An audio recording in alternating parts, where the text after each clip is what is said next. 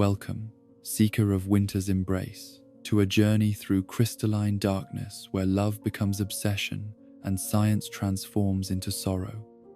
Tonight, we shall explore the frozen heart of one whose tragedy echoes through Gotham's coldest nights, Victor Freeze, the man who would become Mr. Freeze. In these chronicles of ice and devotion, we trace the path from brilliant scientist to tragic villain, where every breath forms frost and every heartbeat serves memory. Close your eyes, guardian of dreams, and let the gentle whisper of falling snow carry you into peaceful slumber as we unveil the complete saga of love preserved in eternal winter.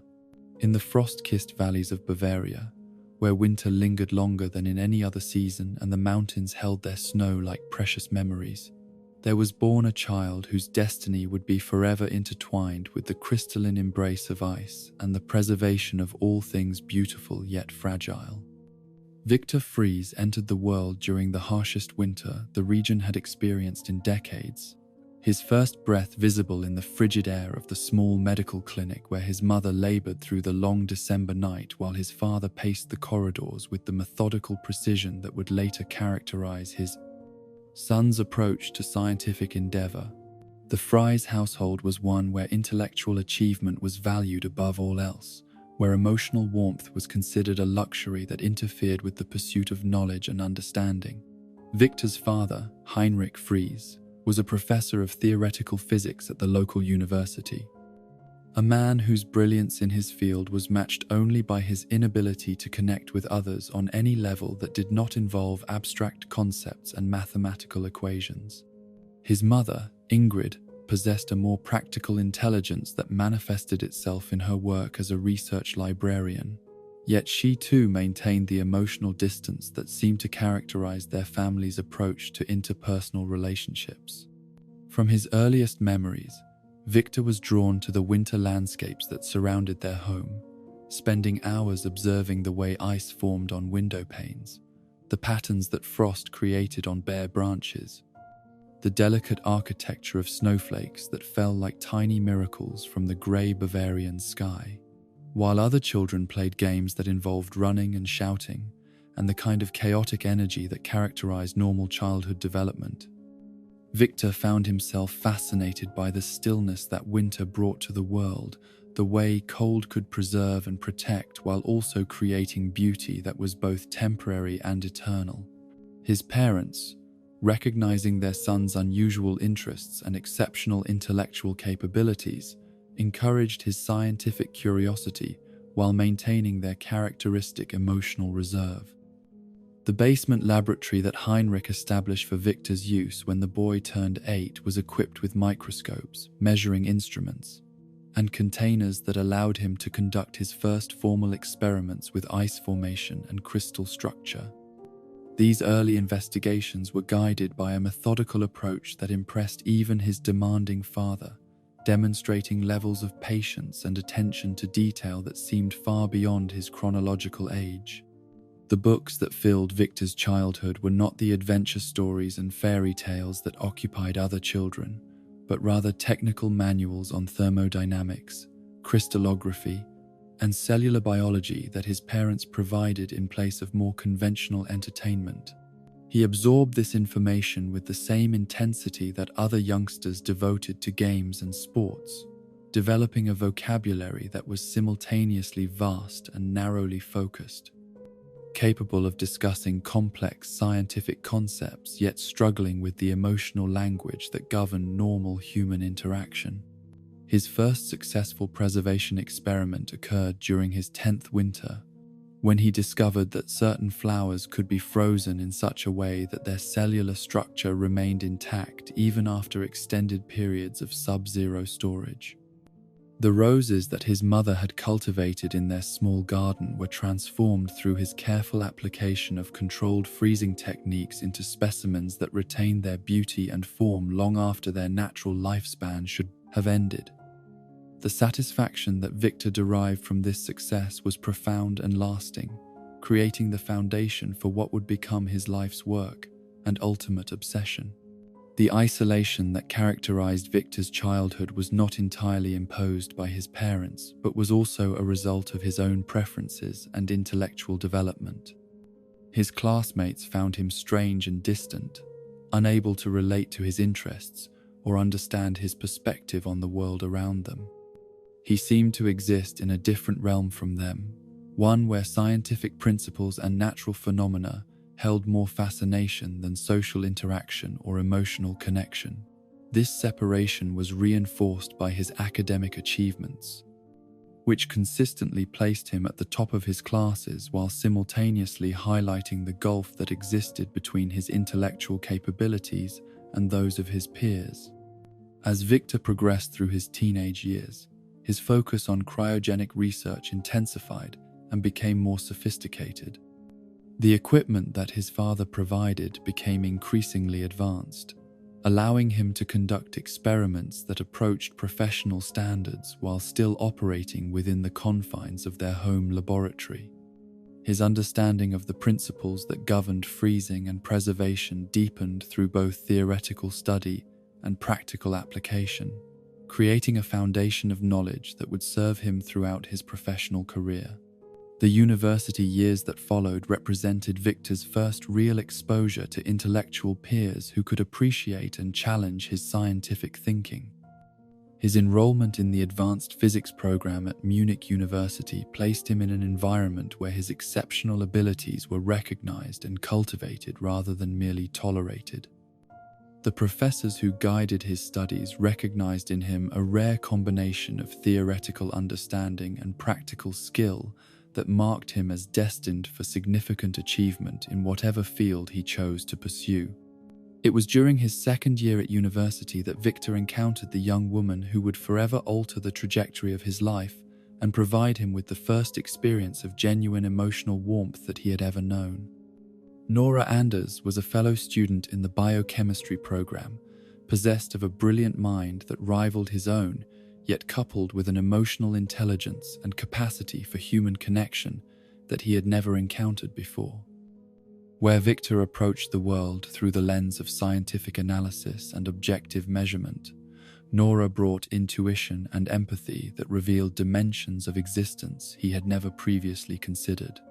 Their initial meeting occurred in the university library during one of Munich's rare spring snowstorms, when both had sought refuge in the reading room to continue their research while the unexpected weather transformed the campus into a winter wonderland.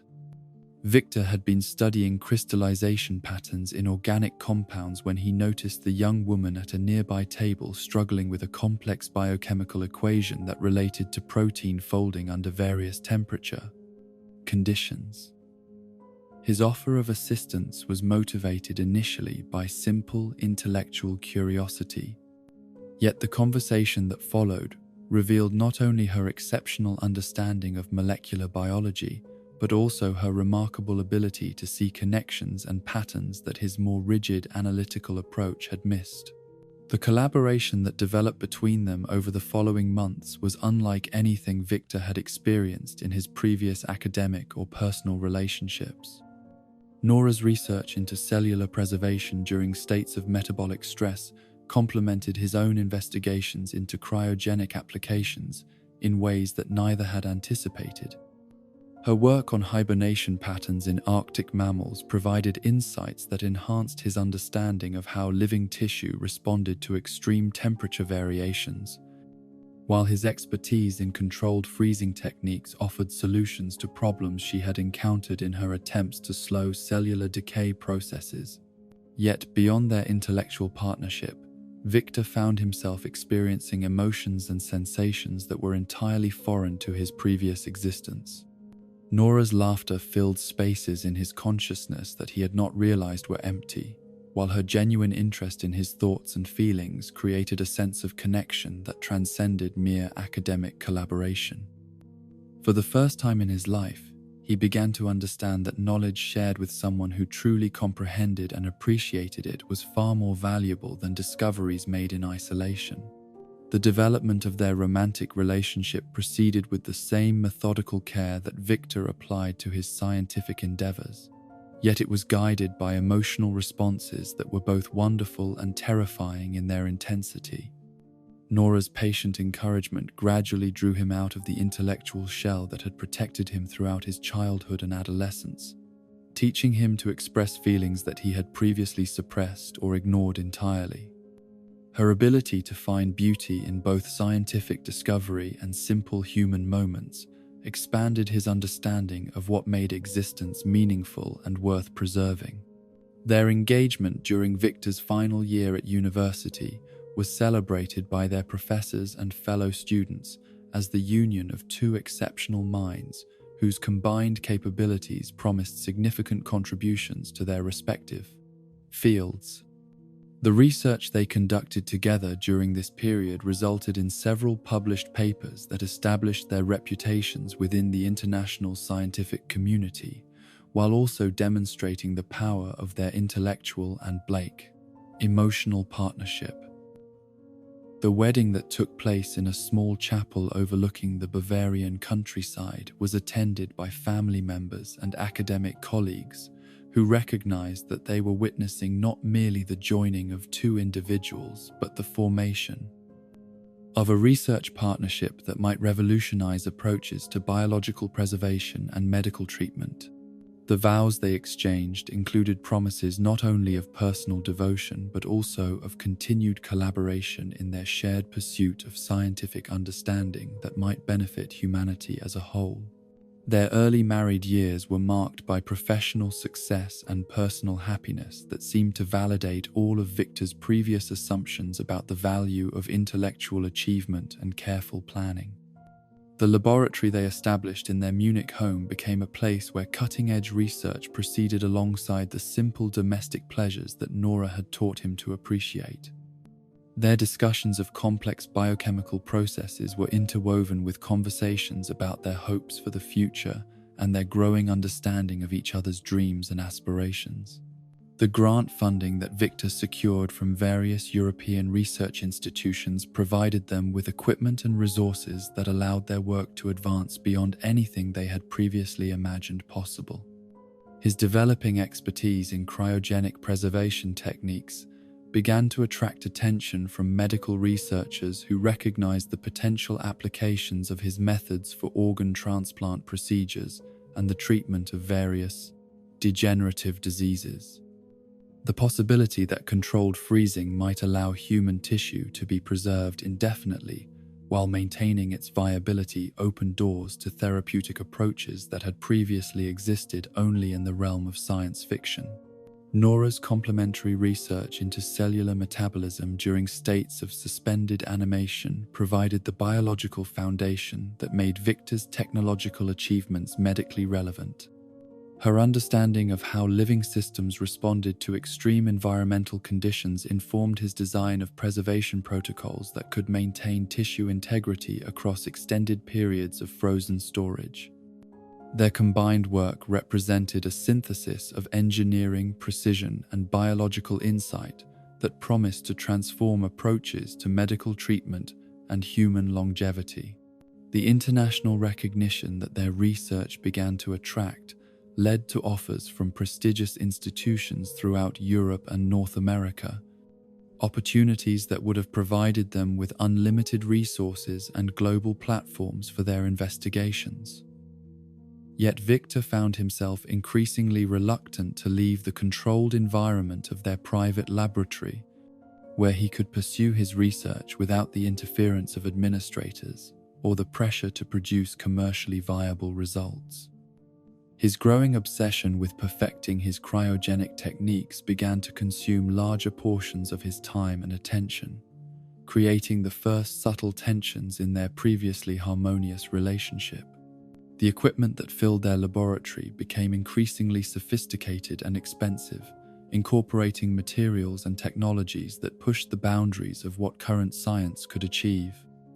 Victor's freezing chambers evolved from simple cooling units into complex systems capable of precisely controlling temperature, pressure, and atmospheric composition to create optimal conditions for long-term preservation.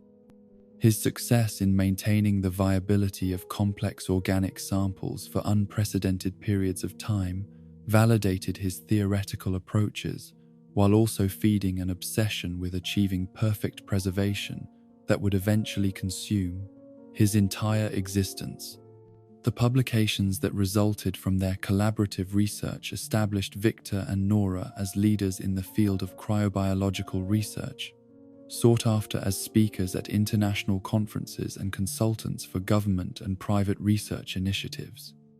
Their work was cited by colleagues throughout the world as representing the cutting edge of what was possible in the preservation of living tissue, while their methods began to influence approaches to medical treatment and biological research in ways that extended far beyond their original intentions.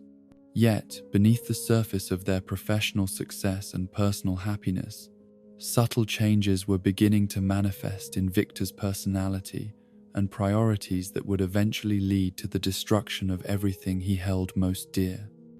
His fascination with achieving perfect preservation was gradually becoming an obsession that tolerated no interference or distraction, while his emotional connection to Nora was slowly being replaced by a scientific interest in her as a subject for his increasingly ambitious experiments.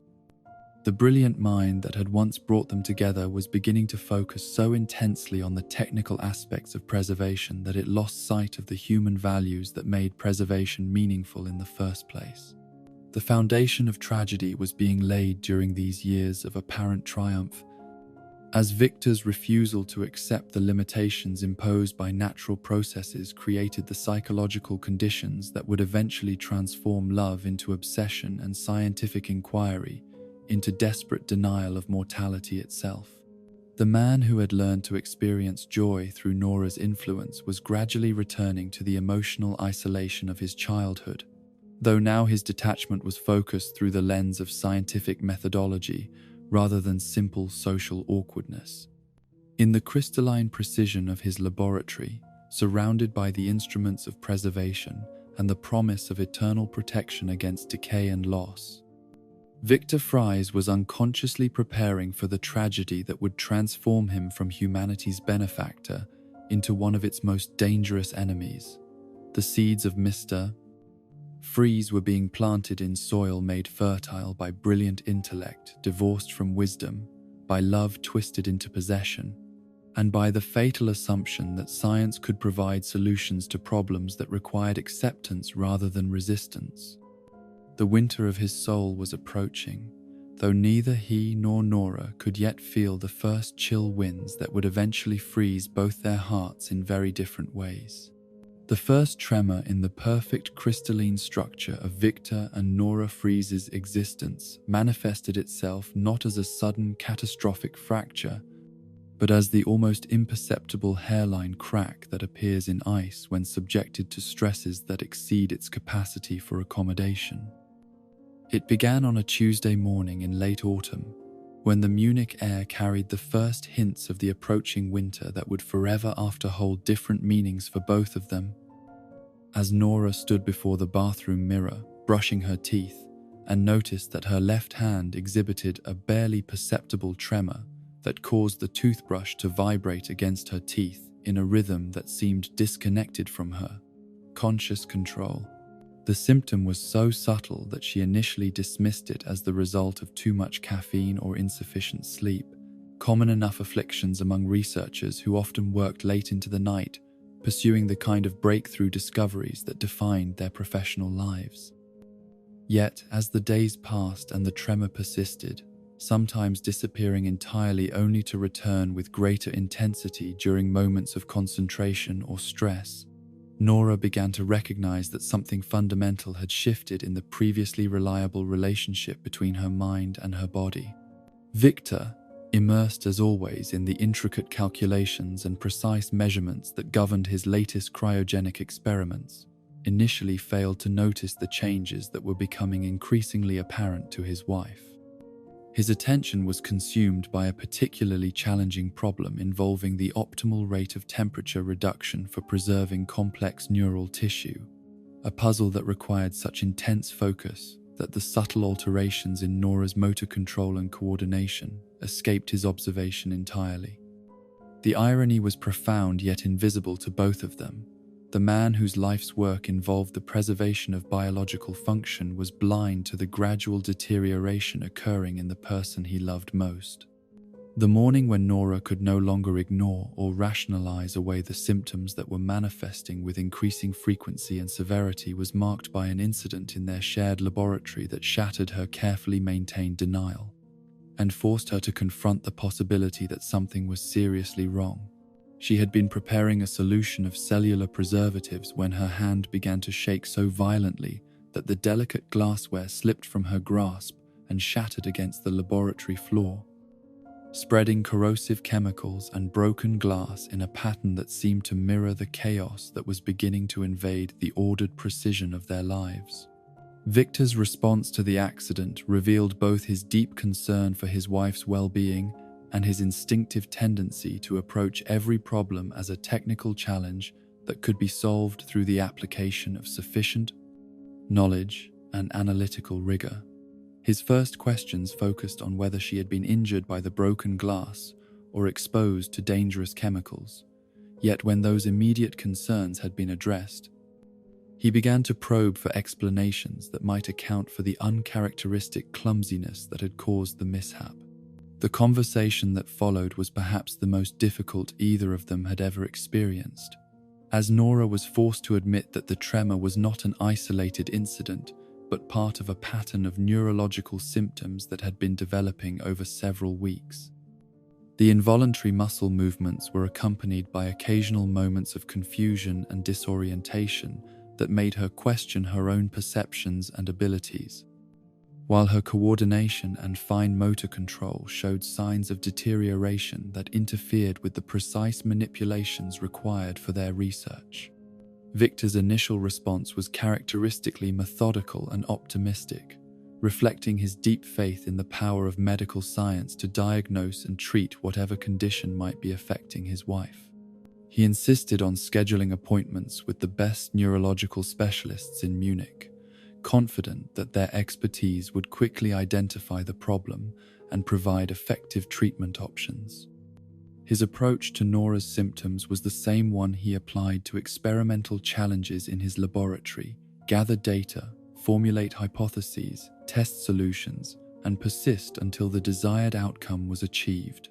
The series of medical consultations that followed over the next several weeks provided a masterclass in the frustrating limitations of even the most advanced diagnostic techniques when confronted with conditions that operated according to their own inexorable logic. The neurologists who examined Nora employed every tool available to modern medicine, from detailed physical examinations to sophisticated brain imaging studies. Yet the results were inconclusive and often contradictory, suggesting various possibilities without definitively identifying the underlying cause of her symptoms. The first specialist, Dr. Heinrich Brennan, was a distinguished professor of neurology whose reputation was built upon his ability to diagnose rare and complex conditions that had baffled other physicians. His examination of Nora was thorough and professional, involving tests of her reflexes, coordination, cognitive function, and motor control that revealed subtle but unmistakable signs of neurological dysfunction. Yet his conclusions were frustratingly vague, acknowledging that something was clearly wrong while admitting that the specific nature of the problem remained elusive. The battery of tests that followed Dr. Brennan's initial examination included blood work designed to identify metabolic disorders, brain scans that might reveal structural abnormalities, and genetic analyses that could detect inherited conditions known to cause neurological symptoms. Each procedure required days or weeks to complete, creating periods of anxious waiting during which Victor threw himself into his research with even greater intensity, while Nora struggled to maintain her normal activities despite the progressive worsening of her symptoms. The second opinion came from Dr. Elizabeth Hoffman, a specialist in movement disorders whose clinic at the University of Heidelberg attracted patients from throughout Europe seeking treatment for conditions affecting motor control and coordination. Her examination revealed additional symptoms that had not been apparent to the previous physicians. including subtle changes in Nora's speech patterns and facial expressions that suggested involvement of multiple neurological systems rather than a localized problem affecting a single region of the brain. Dr. Hoffman's provisional diagnosis was both more specific and more terrifying than anything the previous physicians had suggested. The constellation of symptoms that Nora was exhibiting was consistent with Huntington's disease, a hereditary neurodegenerative condition that typically manifested during middle age and progressed inexorably toward complete disability and death. The disease was caused by a genetic mutation that led to the gradual destruction of brain cells responsible for movement, cognition, and emotional regulation, creating a syndrome that robbed its victims of their humanity while leaving their consciousness intact to witness the process.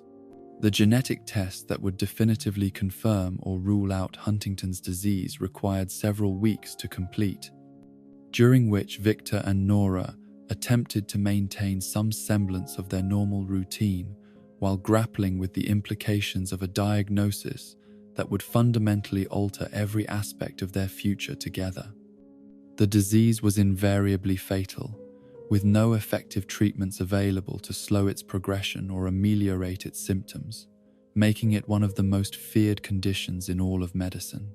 Victor's response to the possibility that his wife might be suffering from an incurable neurodegenerative disease was precisely what anyone familiar with his character and professional background might have expected. Rather than accepting the limitations acknowledged by conventional medicine, he immediately began researching experimental approaches and unconventional treatments that might offer hope where traditional therapies had failed. His scientific training and research experience provided him with access to medical literature and ongoing investigations that were unknown to most physicians, revealing possibilities that the specialists had not considered or discussed. The concept that captured Victor's imagination most completely was the potential application of his cryogenic preservation techniques to halt or slow the progression of neurodegenerative diseases. If Huntington's disease was caused by the gradual destruction of brain cells over time, then it seemed logical to assume that stopping time itself through controlled freezing might prevent further deterioration while preserving existing neurological function. The idea was radical and untested, existing only in the realm of theoretical possibility, yet it offered the kind of technical challenge that Victor was uniquely qualified to address.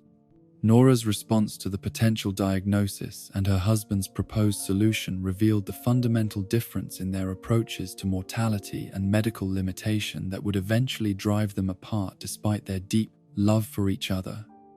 While Victor saw Huntington's disease as a problem to be solved through the application of sufficient scientific knowledge and technological innovation, Nora viewed it as a natural process that, however tragic, was part of the human condition that required acceptance rather than resistance. The results of the genetic test, when they finally arrived 3 weeks after the blood sample had been submitted, confirmed Dr. Hoffman's provisional diagnosis with the cold certainty that only laboratory science could provide. Nora carried the genetic mutation responsible for Huntington's disease, inherited from a father whose own death from the condition when she was a child had been misdiagnosed as a series of unrelated illnesses. The disease would progress over the next 10 to 15 years, gradually destroying her ability to move, think, and ultimately to live, while her consciousness remained trapped within a body and mind that were slowly failing. The evening when they received the test results marked the beginning of the end of their marriage as they had known it, though neither of them recognized the significance of that moment at the time. They sat together in their laboratory, surrounded by the instruments of preservation and discovery that had brought them together. Yet the distance between them seemed to grow with each word spoken as they attempted to process the implications of a diagnosis that offered no hope for cure or recovery. Victor's immediate response was to reject the finality of the medical consensus and begin planning an experimental approach that would apply his cryogenic expertise to the challenge of preserving Nora's neurological function. Before the disease could destroy it, he spoke with passionate conviction about the theoretical possibilities, the cutting-edge research being conducted at laboratories around the world, the potential for breakthrough discoveries that might transform Huntington's disease from a death sentence into a manageable condition requiring only temporary preservation until effective treatments could be developed. Nora listened to her husband's plans with a mixture of love, admiration, and growing concern about his inability to accept the reality of her situation. She understood that his determination to find a solution was motivated by his deep devotion to her and his faith in the power of scientific inquiry to overcome seemingly insurmountable obstacles. Yet she also recognized that his approach was fundamentally flawed, based on the assumption that every problem had a technical solution and that love could be preserved through the same methods used to maintain biological specimens in laboratory conditions. The conversations that took place over the following weeks revealed the depth of the philosophical divide that separated them, despite their intellectual compatibility and emotional connection. Victor's scientific worldview could not accommodate the possibility that some aspects of human experience lay beyond the reach of technological intervention, while Nora's acceptance of mortality was rooted in a spiritual understanding that valued the quality of life over its mere duration. Their debates about experimental treatment versus palliative care became increasingly heated as each struggled to convince the other of the validity of their perspective. The construction of Victor's first experimental cryogenic chamber, designed for human preservation, began during this period of mounting tension and desperate hope. Working with equipment suppliers and materials manufacturers who had previously provided components for his standard laboratory apparatus, he began assembling a system capable of maintaining a human subject in a state of suspended animation for extended periods while preserving all vital functions and cellular integrity.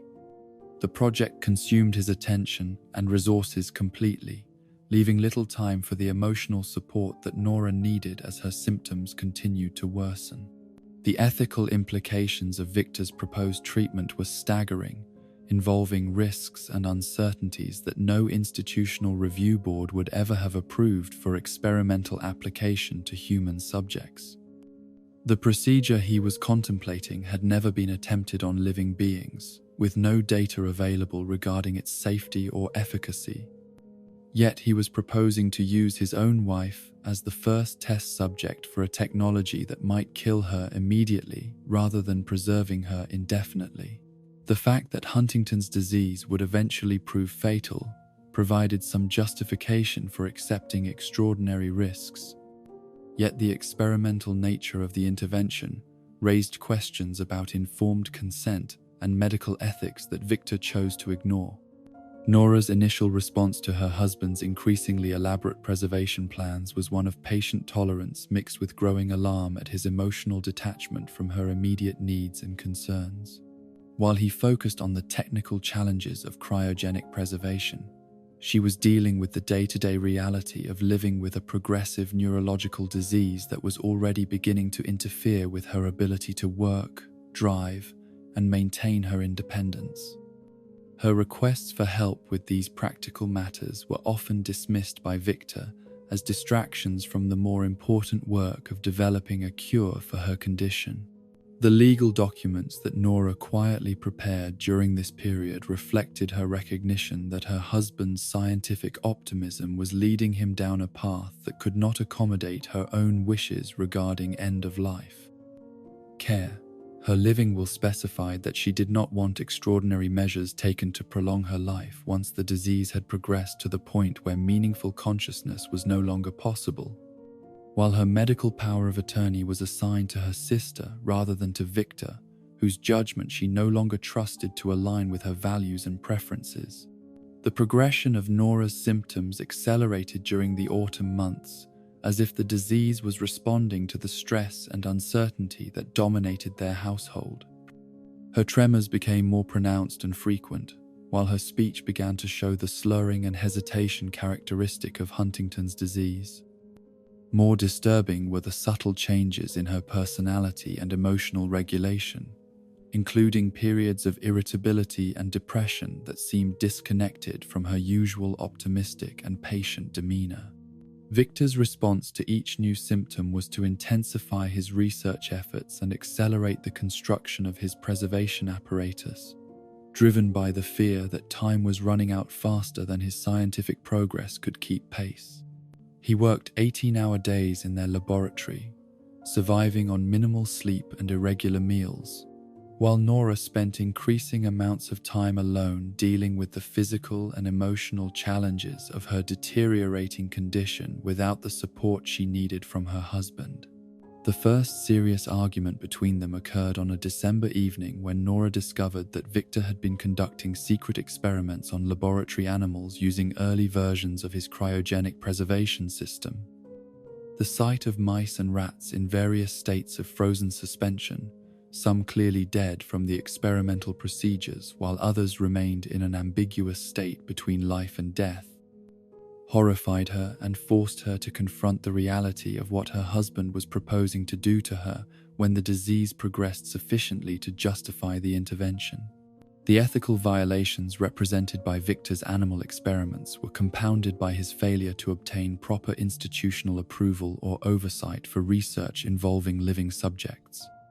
His justification for these shortcuts was that the urgency of Nora's condition did not allow time for the bureaucratic processes normally required for experimental medical procedures.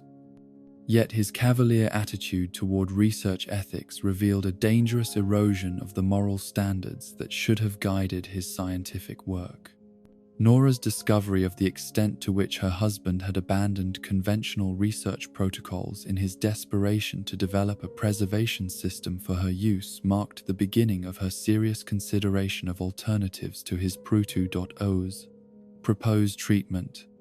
She began consulting with hospice care specialists and palliative medicine physicians who could help her plan for a death with dignity rather than indefinite preservation in a state that might not qualify as meaningful life. The winter months brought both a worsening of Nora's neurological symptoms and an intensification of Victor's obsessive focus on his cryogenic research, creating a household atmosphere that was increasingly isolated from normal social contact and healthy emotional expression. Friends and colleagues who attempted to visit or offer support were discouraged by Victor's single-minded preoccupation with his scientific work and his unwillingness to discuss Nora's condition in terms that acknowledged the possibility of failure. The final conversation about experimental preservation versus palliative care took place on a snowy February evening when Nora's symptoms had progressed to the point where her mobility and cognitive function were noticeably impaired. Yet her consciousness remained clear enough for her to articulate her wishes regarding future treatment. She informed Victor that she had decided to refuse his proposed cryogenic intervention and instead wanted to spend her remaining time focusing on the quality of their relationship rather than desperate attempts to extend its duration through unproven medical procedures. Victor's response to his wife's decision revealed the extent to which his scientific rationality had been compromised by his inability to accept the reality of loss and limitation. He argued that her choice was based on inadequate understanding of the technical possibilities, that her neurological symptoms were already affecting her judgment and decision-making capacity, and that her responsibility to their shared scientific legacy required her to participate in research that might benefit future patients facing similar diagnoses. His arguments grew increasingly desperate and manipulative as he realized that Nora was not going to be persuaded by appeals to logic or scientific advancement. The emotional distance that had been growing between them throughout the months since her diagnosis became a chasm that could no longer be bridged by their shared intellectual interests or professional collaboration.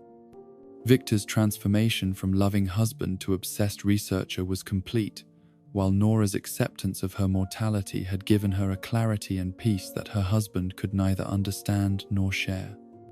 The winter that had begun with hope for scientific solutions was ending with the recognition that some problems lay beyond the reach of human knowledge and technological intervention.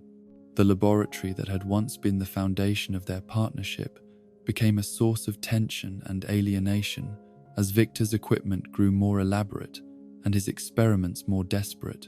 Nora could no longer participate in research activities due to her deteriorating motor control, while her emotional needs for companionship and support were increasingly ignored in favor of technical challenges that offered the illusion of progress toward an impossible goal.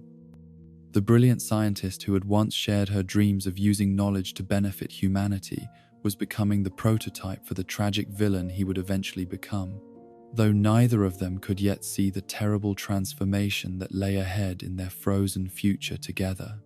The transformation of their shared laboratory from a place of collaborative discovery into a shrine dedicated to the impossible dream of conquering mortality began subtly, with modifications that seemed reasonable and necessary given the urgent nature of Nora's deteriorating condition. What had once been a space where two brilliant minds worked together to unlock the secrets of biological preservation became increasingly dominated by Victor's singular obsession with developing technology capable of suspending his wife's life at the precise moment before Huntington's disease could rob her of consciousness and dignity forever. The equipment that arrived in carefully packed crates throughout the spring months represented the most advanced cryogenic technology available anywhere in the world, purchased through Victor's liquidation of their savings accounts, research grants, and even his family's modest inheritance. Liquid helium cooling systems capable of achieving temperatures approaching absolute zero occupied one corner of the expanded laboratory space, while precisely calibrated atmospheric control units lined the walls like sentinels guarding against the intrusion of warmth and time itself. The centerpiece of Victor's increasingly elaborate apparatus was the preservation chamber he designed specifically for human subjects. A marvel of engineering that incorporated lessons learned from decades of research into cellular cryopreservation, while pushing the boundaries of what current technology could safely accomplish. The unit resembled a transparent cocoon constructed from materials that could withstand extreme temperature variations while maintaining perfect visibility of the subject within, surrounded by monitoring equipment capable of tracking every vital sign and cellular process during the preservation procedure. The first successful experiments with complex organic specimens provided Victor with the encouragement he needed to continue his increasingly desperate work, despite Nora's growing reluctance to participate in discussions about her future preservation. Laboratory mice subjected to his perfected freezing protocols could be maintained in suspended animation for weeks at a time before being successfully revived with no apparent damage to their cognitive or motor functions, while tissue samples from various organs retained their cellular integrity across months of frozen storage. Yet beneath these technical achievements lay ethical compromises that would have horrified the Victor Fries, who had once approached scientific research with the methodical caution and moral consideration that characterized legitimate medical investigation. His experiments with increasingly complex specimens progressed from simple tissue cultures to whole organs to complete organisms without the institutional oversight and peer review that should have governed such research. Driven by urgency that brooked no delays for bureaucratic procedures or ethical considerations, the laboratory animals that served as test subjects for Victor's preservation technology were treated with a clinical detachment that reflected his growing disconnection from normal emotional responses to suffering and death. Failures in the experimental protocol that resulted in the death or permanent injury of test subjects were recorded in his research notes with the same dispassionate precision he applied to successful trials, while the accumulating evidence of the procedure's dangers was rationalized as acceptable risks given the inevitable fatality of Nora's diagnosed condition.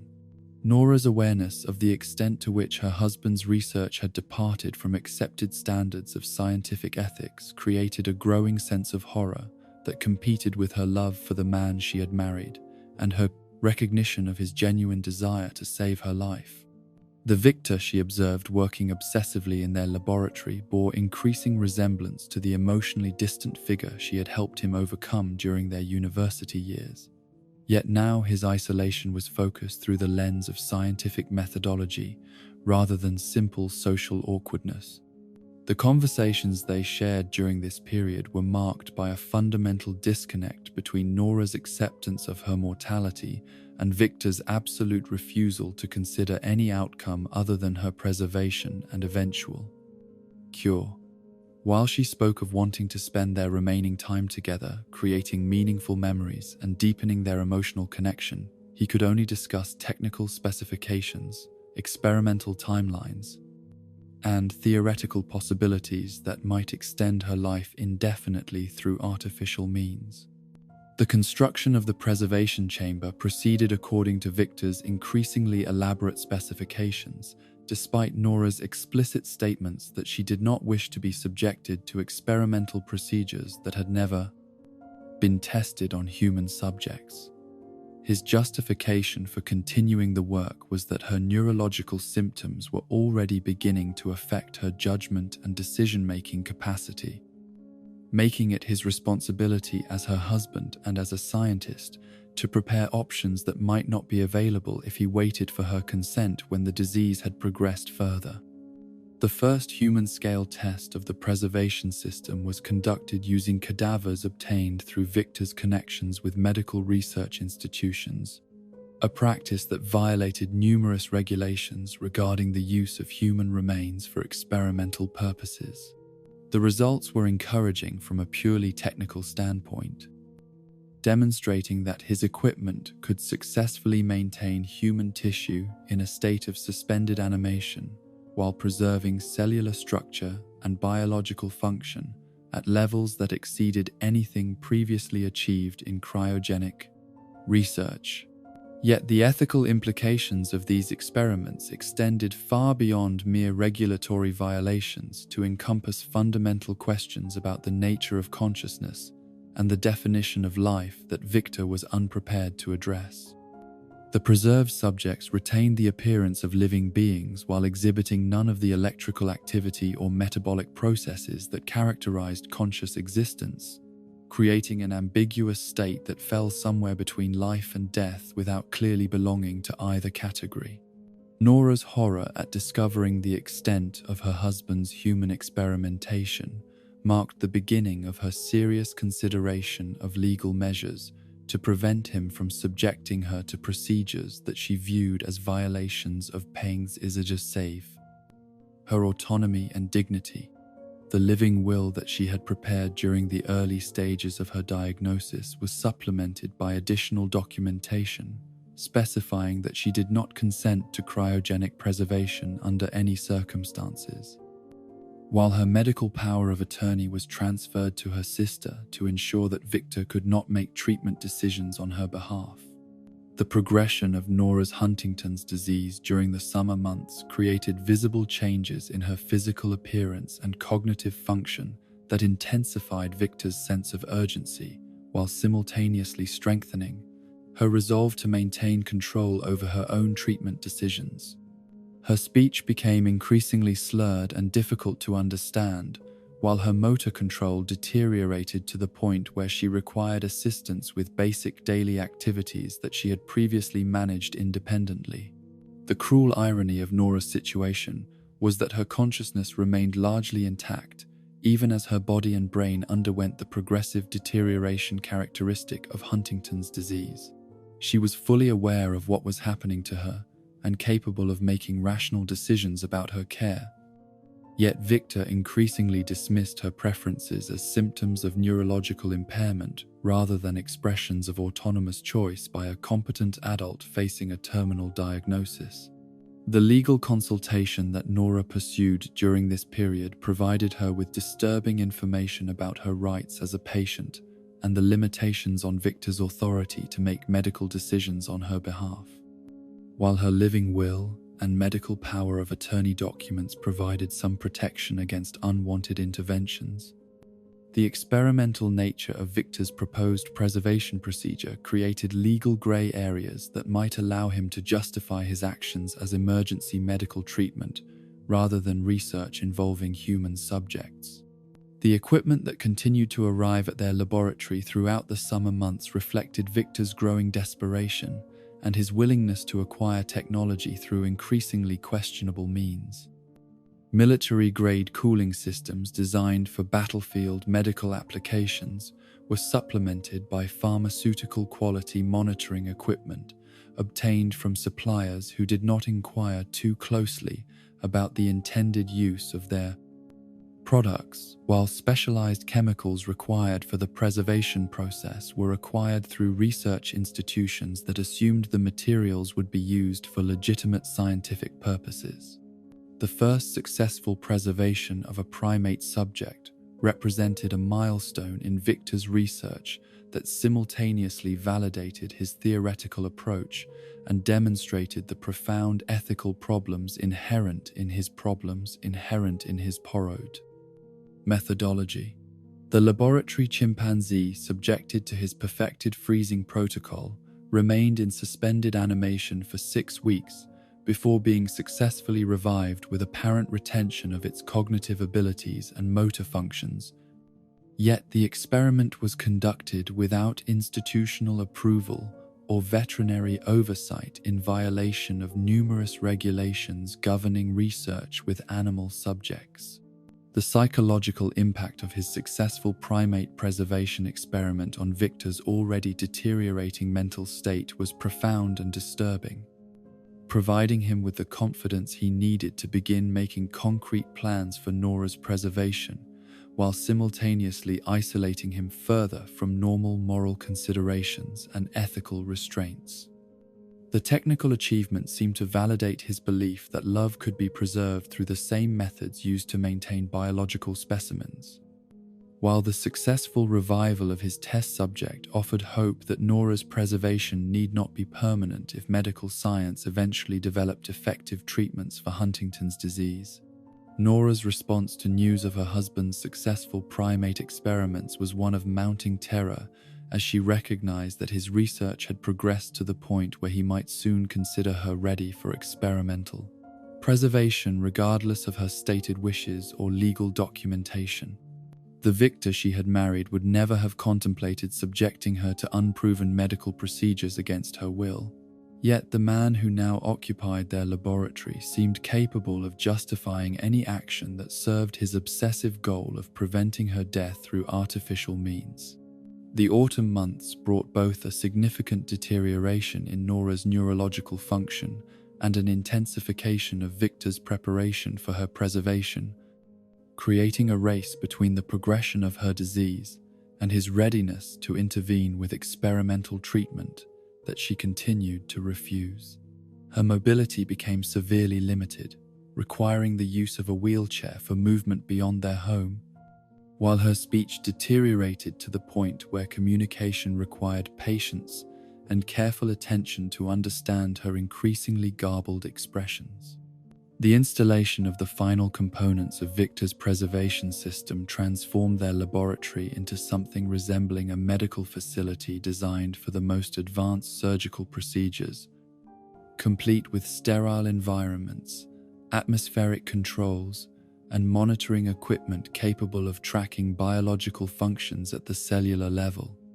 The centerpiece preservation chamber dominated the space like an altar dedicated to the worship of scientific rationality over human wisdom, its transparent walls offering a clear view of the interior, where Nora would eventually be placed if Victor's plans proceeded to their logical conclusion.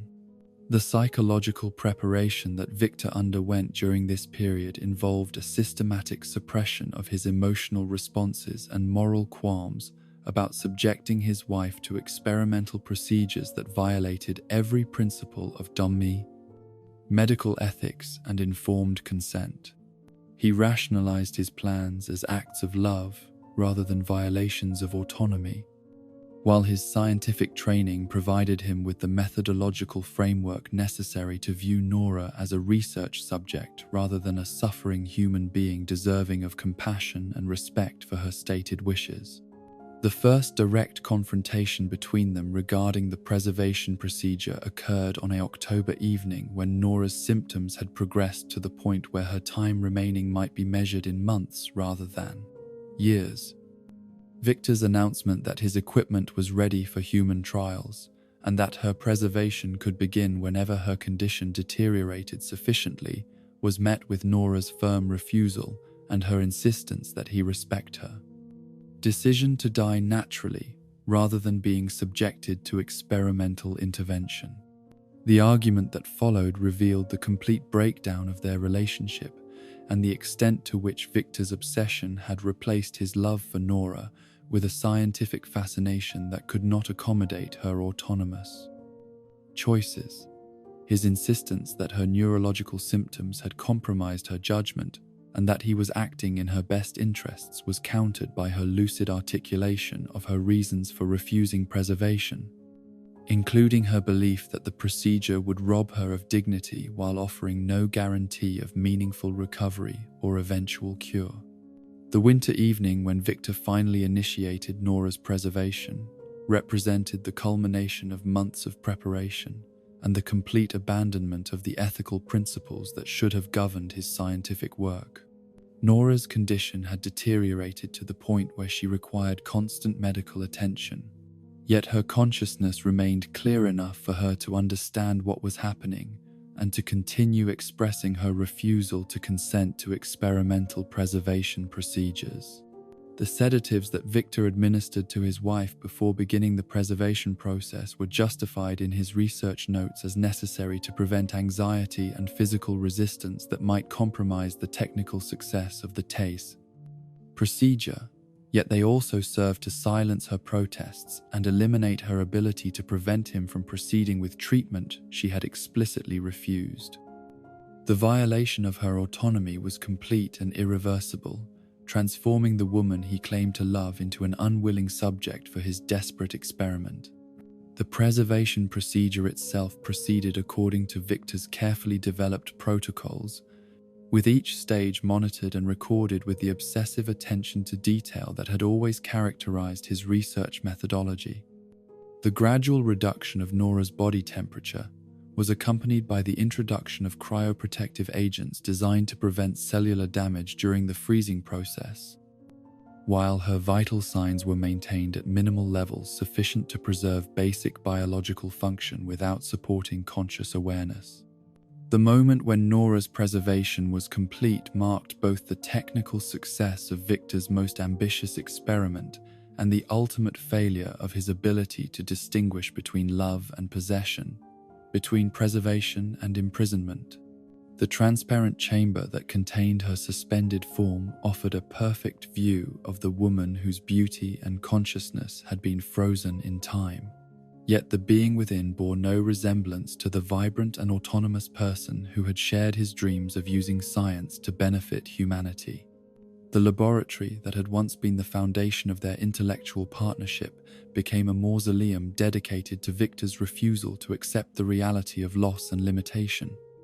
While the preservation chamber served as both monument to his technical achievement and prison for the woman whose autonomous choices he had chosen to ignore in favor of his own desperate need to prevent change and decay.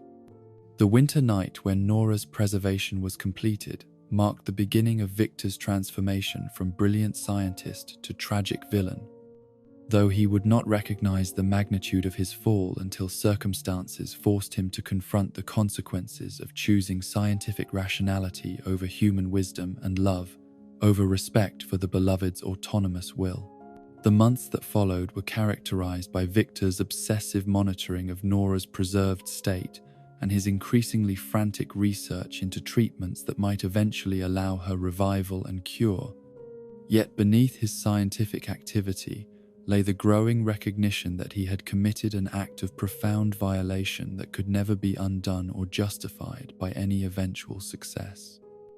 The woman he had sought to preserve was gone, replaced by a biological specimen that retained her physical form while lacking everything that had made her a person deserving of love rather than scientific fascination.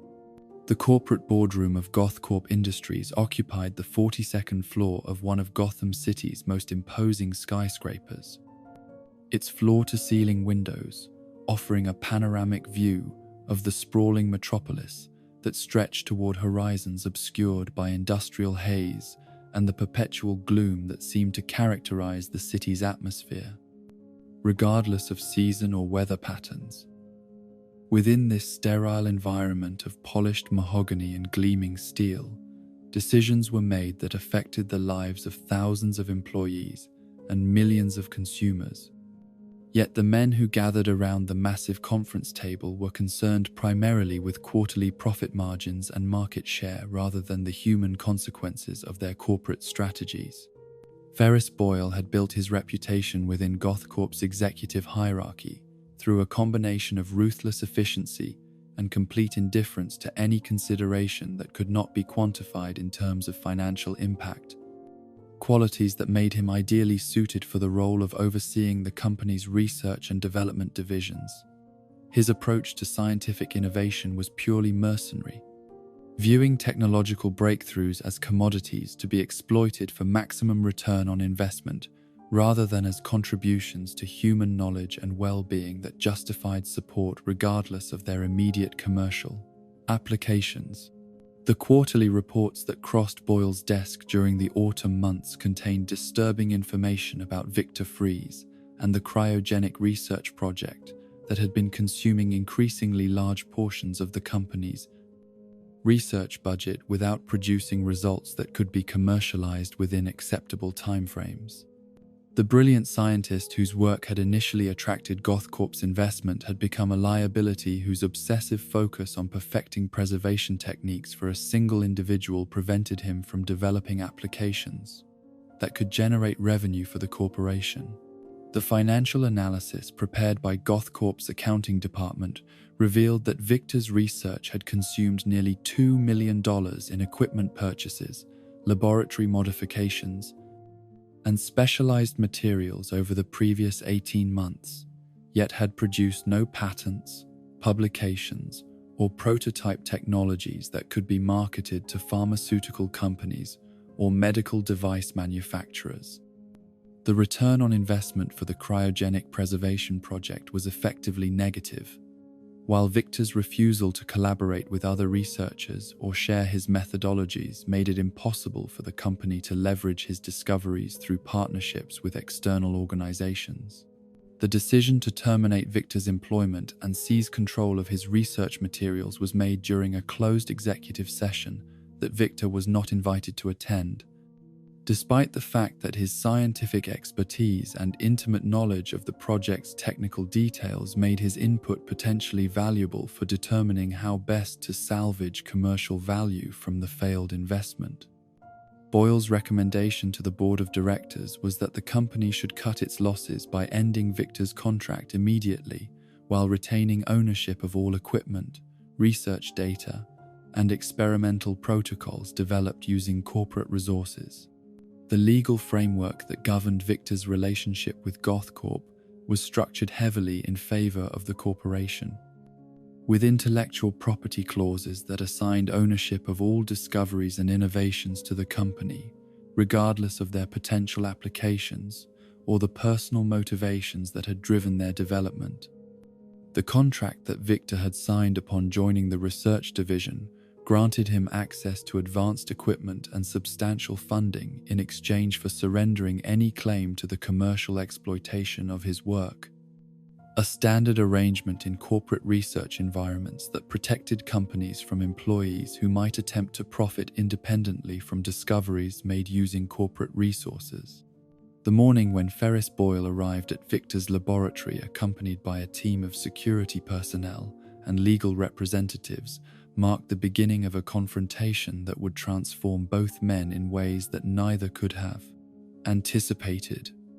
The laboratory that had become Victor's sanctuary, and the tomb where Nora lay in suspended animation was suddenly invaded by individuals whose presence violated the sanctity of the space where love and science had become indistinguishable from obsession and violation. Victor's initial response to the unannounced inspection was one of confusion and indignation rather than fear, reflecting his naive assumption that his dedication to scientific research and his obvious need for continued access to specialized equipment would provide protection against corporate interference. His attempts to explain the critical nature of his work and the importance of maintaining Nora's preservation were met with indifference by visitors whose concerns were limited to recovering company assets and minimizing financial paydowns. Exposure. The sight of Nora's preservation chamber and the elaborate equipment that surrounded it confirmed Boyle's suspicions about the inappropriate use of corporate resources for personal purposes, providing the justification he needed to terminate Victor's employment and seize control of all research materials. The transparent container that held Victor's suspended wife was viewed by the corporate executives not as a monument to love and scientific achievement, but as evidence of gross misconduct and misappropriation of company property. The confrontation that erupted when Victor realized that Boyle intended to disconnect Nora's preservation system and remove all equipment from the laboratory revealed the extent to which his scientific rationality had been replaced by desperate protectiveness and barely controlled violence. The man who had once approached every problem with methodical analysis and careful consideration became a figure of primitive fury when faced with threats to the artificial existence he had created for his wife, demonstrating how completely his transformation from healer to destroyer had progressed. Boyle's dismissal of Victor's pleas for mercy and understanding reflected the corporate mindset that viewed all relationships in terms of contracts and obligations rather than human needs and emotional connections. The scientist's obvious distress at the prospect of losing access to equipment necessary for maintaining his wife's preservation was treated as an inconvenient obstacle to the efficient recovery of company assets rather than as evidence of genuine suffering that might justify compassionate consideration. The security team that accompanied Boyle had been briefed to expect resistance from an employee whose mental stability was questionable due to personal stress and professional disappointments. Yet they were unprepared for the intensity of Victor's response when they began disconnecting critical components of Nora's life support systems. The man who had spent months perfecting preservation techniques through careful manipulation of environmental controls became a physical threat when faced with the destruction of everything he had worked to create and protect. The industrial accident that transformed Victor Fries from human being to something fundamentally different began with his desperate attempt to prevent the security team from damaging equipment that he viewed as essential for maintaining Nora's suspended existence. His knowledge of the laboratory's systems and their potential dangers made him uniquely qualified to recognize the catastrophic risks created by the uninformed interference of individuals whose corporate mandate did not include considerations of safety or scientific protocol. The warning that Victor shouted as he realized that the disconnection procedures being employed by Boyle's team would create dangerous instabilities in the laboratory's cooling systems was ignored by men whose training focused on asset recovery rather than industrial safety. The specialized chemicals and extreme temperature differentials that were integral to Victor's preservation protocols created conditions where even minor disruptions could trigger cascading failures with unpredictable and potentially lethal consequences. The explosion that followed was not the result of deliberate sabotage or malicious intent, but rather the inevitable consequence of corporate greed intersecting with scientific complexity in ways that neither side fully understood. The pressurized containers of liquid nitrogen and exotic coolants that Victor had been using for his preservation experiments ruptured simultaneously when their environmental controls were disrupted, releasing clouds of super-chilled vapor that instantly transformed the laboratory into a frozen wasteland where normal human survival was impossible. The security personnel who had been methodically dismantling Victor's equipment were caught completely unprepared for the sudden environmental catastrophe that engulfed the laboratory. Their protective clothing and emergency procedures designed for conventional industrial hazards rather than exposure to temperatures approaching absolute zero. The men closest to the primary coolant release died almost instantly as their respiratory systems froze and their blood began to crystallize, while others suffered severe injuries that left them permanently disabled despite immediate medical attention. Ferris Boyle's survival of the initial catastrophe was due primarily to his position near the laboratory entrance when the accident occurred, allowing him to escape the worst effects of the chemical release while still suffering exposure that required extensive medical treatment.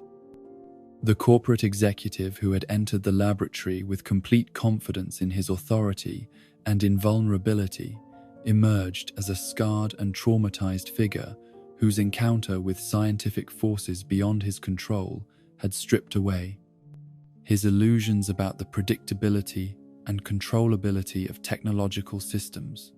Victor's exposure to the experimental chemicals and extreme temperatures that filled his laboratory during the accident was far more extensive and prolonged than that experienced by any other survivor. Yet the effects on his physiology were entirely different from the straightforward tissue damage that characterized the injuries suffered by Boyle's security team.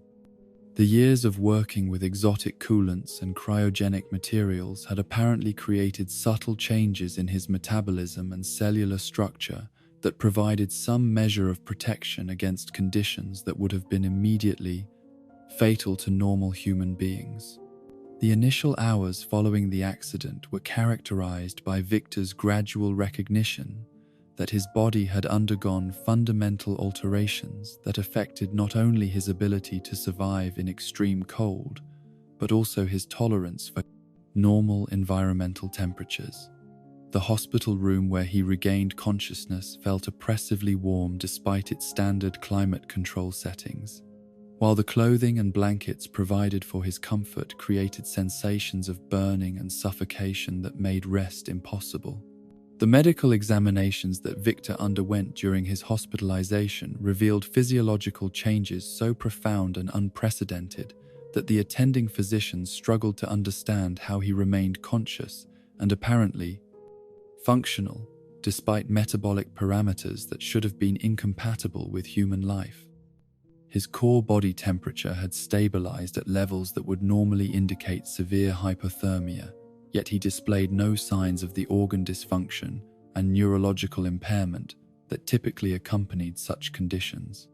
The cellular analysis conducted by specialists in environmental medicine showed that Victor's exposure to the experimental chemicals had triggered adaptive responses that fundamentally altered his relationship with temperature and environmental conditions. His blood chemistry had shifted to accommodate the presence of antifreeze compounds that prevented crystallization at sub-zero temperatures, while his nervous system had developed enhanced sensitivity to thermal variations that made normal room temperature feel dangerously overheated. The realization that he could no longer exist comfortably in the temperature ranges that supported normal human life came gradually as Victor attempted to resume normal activities during his recovery period. The apartments and offices that had previously felt pleasant and welcoming became oppressive environments where he experienced constant discomfort and physiological stress, while outdoor winter conditions provided the only relief from the burning sensations that plagued him in heated buildings. The construction of Victor's first crude cooling suit was motivated by desperate necessity rather than criminal intent, representing his attempt to create artificial environmental conditions that would allow him to function in a world that had become fundamentally hostile to his altered physiology. The initial design incorporated materials salvaged from medical equipment and industrial cooling systems, creating a bulky and unreliable apparatus that provided temporary relief from thermal stress while severely limiting his mobility and social interaction. The psychological impact of Victor's physical transformation was as profound as the physiological changes that had altered his relationship with the environment, forcing him to confront the reality that he was no longer fully human in any meaningful sense. The man who had once conducted research in comfortable laboratory conditions now required artificial life support to survive in the same spaces where normal people lived and worked, while his appearance in the crude cooling suit marked him as something alien and threatening to those who encountered him. The return to his destroyed laboratory was perhaps the most traumatic experience of Victor's post-accident existence, confronting him with the complete destruction of years of careful work while simultaneously revealing that Nora's preservation chamber had been damaged but not completely destroyed. The woman whose suspended existence had motivated all his research remained in a state of uncertain viability, her life support systems compromised but not entirely failed, creating a situation where immediate action was required to prevent the loss of everything he had worked to preserve. The salvage operation that Victor conducted in the ruins of his laboratory required him to work in conditions that would have been impossible for normal human beings. Using his enhanced cold tolerance to recover equipment and materials from areas where extreme temperatures prevented access by conventional rescue personnel. The irony was profound yet lost on him in his desperation. The accident that had destroyed his ability to live normally had also granted him capabilities that made possible the recovery of resources necessary for continuing his preservation research. The discovery that many of his research notes and experimental protocols had survived the laboratory destruction provided Victor with the information necessary to reconstruct his preservation systems using whatever equipment and materials he could acquire through legal or illegal means. The detailed documentation that had once served as evidence of scientific achievement became the blueprint for a campaign of crime designed to gather resources for resuming research that no legitimate institution would support given the circumstances of his transformation and the ethical violations that had preceded the accident. The realization that GothCorp intended to use his research for commercial applications while abandoning any attempt to maintain Nora's preservation filled Victor with rage that transcended his previous emotional responses to corporate interference. The company that had destroyed his laboratory and nearly killed his wife now sought to profit from discoveries that had been motivated by love and desperation rather than mere scientific curiosity, representing a violation that demanded response regardless of legal or ethical considerations. The first criminal act that Victor committed in his transformed state was the theft of specialized equipment from a medical supply company, conducted not for personal gain but as a desperate attempt to acquire resources necessary for maintaining Nora's suspended existence. The man who had once worked within the legitimate scientific establishment became an outlaw driven by needs that conventional society could neither understand nor accommodate. The cooling suit that Victor refined through trial and error during his early criminal career evolved from a crude life support system into a sophisticated apparatus that not only maintained the environmental conditions necessary for his survival, but also enhanced his physical capabilities in ways that made him a formidable opponent for law enforcement personnel. The technology that had been developed to preserve life became a weapon system designed to project the same deadly cold that had transformed its creator. The name Mr. Freeze emerged during this period not as a calculated choice but as the inevitable result of Victor's complete identification with the cold that had become both his salvation and his curse. The man who had once been a respected scientist disappeared entirely, replaced by a figure whose very existence was defined by temperatures that killed normal humans and whose every breath created visible evidence of the frozen wasteland that had become his internal landscape. The lair that Mr. Freeze constructed in the abandoned industrial areas of Gotham City served multiple purposes as both a laboratory where he could continue his preservation research and a fortress where Nora could be maintained in the controlled conditions necessary for her continued suspension. The facility represented the marriage of criminal necessity with scientific expertise, creating a space where love and obsession could flourish in isolation from the moral constraints and legal limitations that governed normal society. The equipment that filled his new laboratory was acquired through a series of increasingly sophisticated crimes that demonstrated Mr. Freeze's growing expertise in the application of his unique capabilities for illegal purposes. The man who had once purchased materials through proper channels became a master thief whose knowledge of industrial processes and scientific equipment made him uniquely qualified to identify and acquire the specialized components necessary for his continued research. The first encounter between Mr. Freeze and Gotham's law enforcement establishment revealed the inadequacy of conventional police methods for dealing with opponents whose capabilities operated outside normal parameters of criminal behavior. The officers who attempted to apprehend him were unprepared for the combination of scientific knowledge and environmental advantages that made him nearly invulnerable to standard tactics and weapons. While his freeze gun provided him with capabilities that transcended mere criminal violence to approach the level of supernatural threat. The psychological transformation that accompanied Victor's physical alteration was perhaps more profound than the obvious physiological changes that had made normal human existence impossible for him. The man who had once approached problems with methodical analysis and patient investigation became a figure of single-minded determination whose entire existence was focused on maintaining Nora's preservation regardless of the present cost to himself or others who became obstacles to his mission. The reputation that Mr. Freeze developed within Gotham's criminal underworld was based not on typical criminal motivations such as greed or power, but on his complete indifference to conventional rewards and his willingness to eliminate anyone who interfered with his scientific objectives. His crimes were conducted with the same methodical precision that had characterized his legitimate research, yet they were motivated by needs that other criminals could neither understand nor exploit for their own purposes. The winter night when Mr. Freeze fully embraced his new identity marked the complete transformation of Victor Freeze from man to monster. Though the change was motivated by love rather than malice and driven by scientific rationality, rather than emotional instability.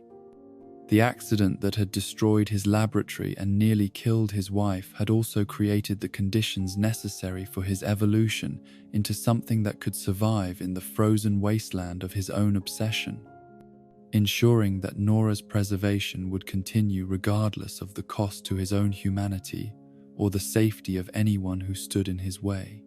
The transformation of Victor Freeze from a man dependent upon crude life support systems into the formidable entity known as Mr.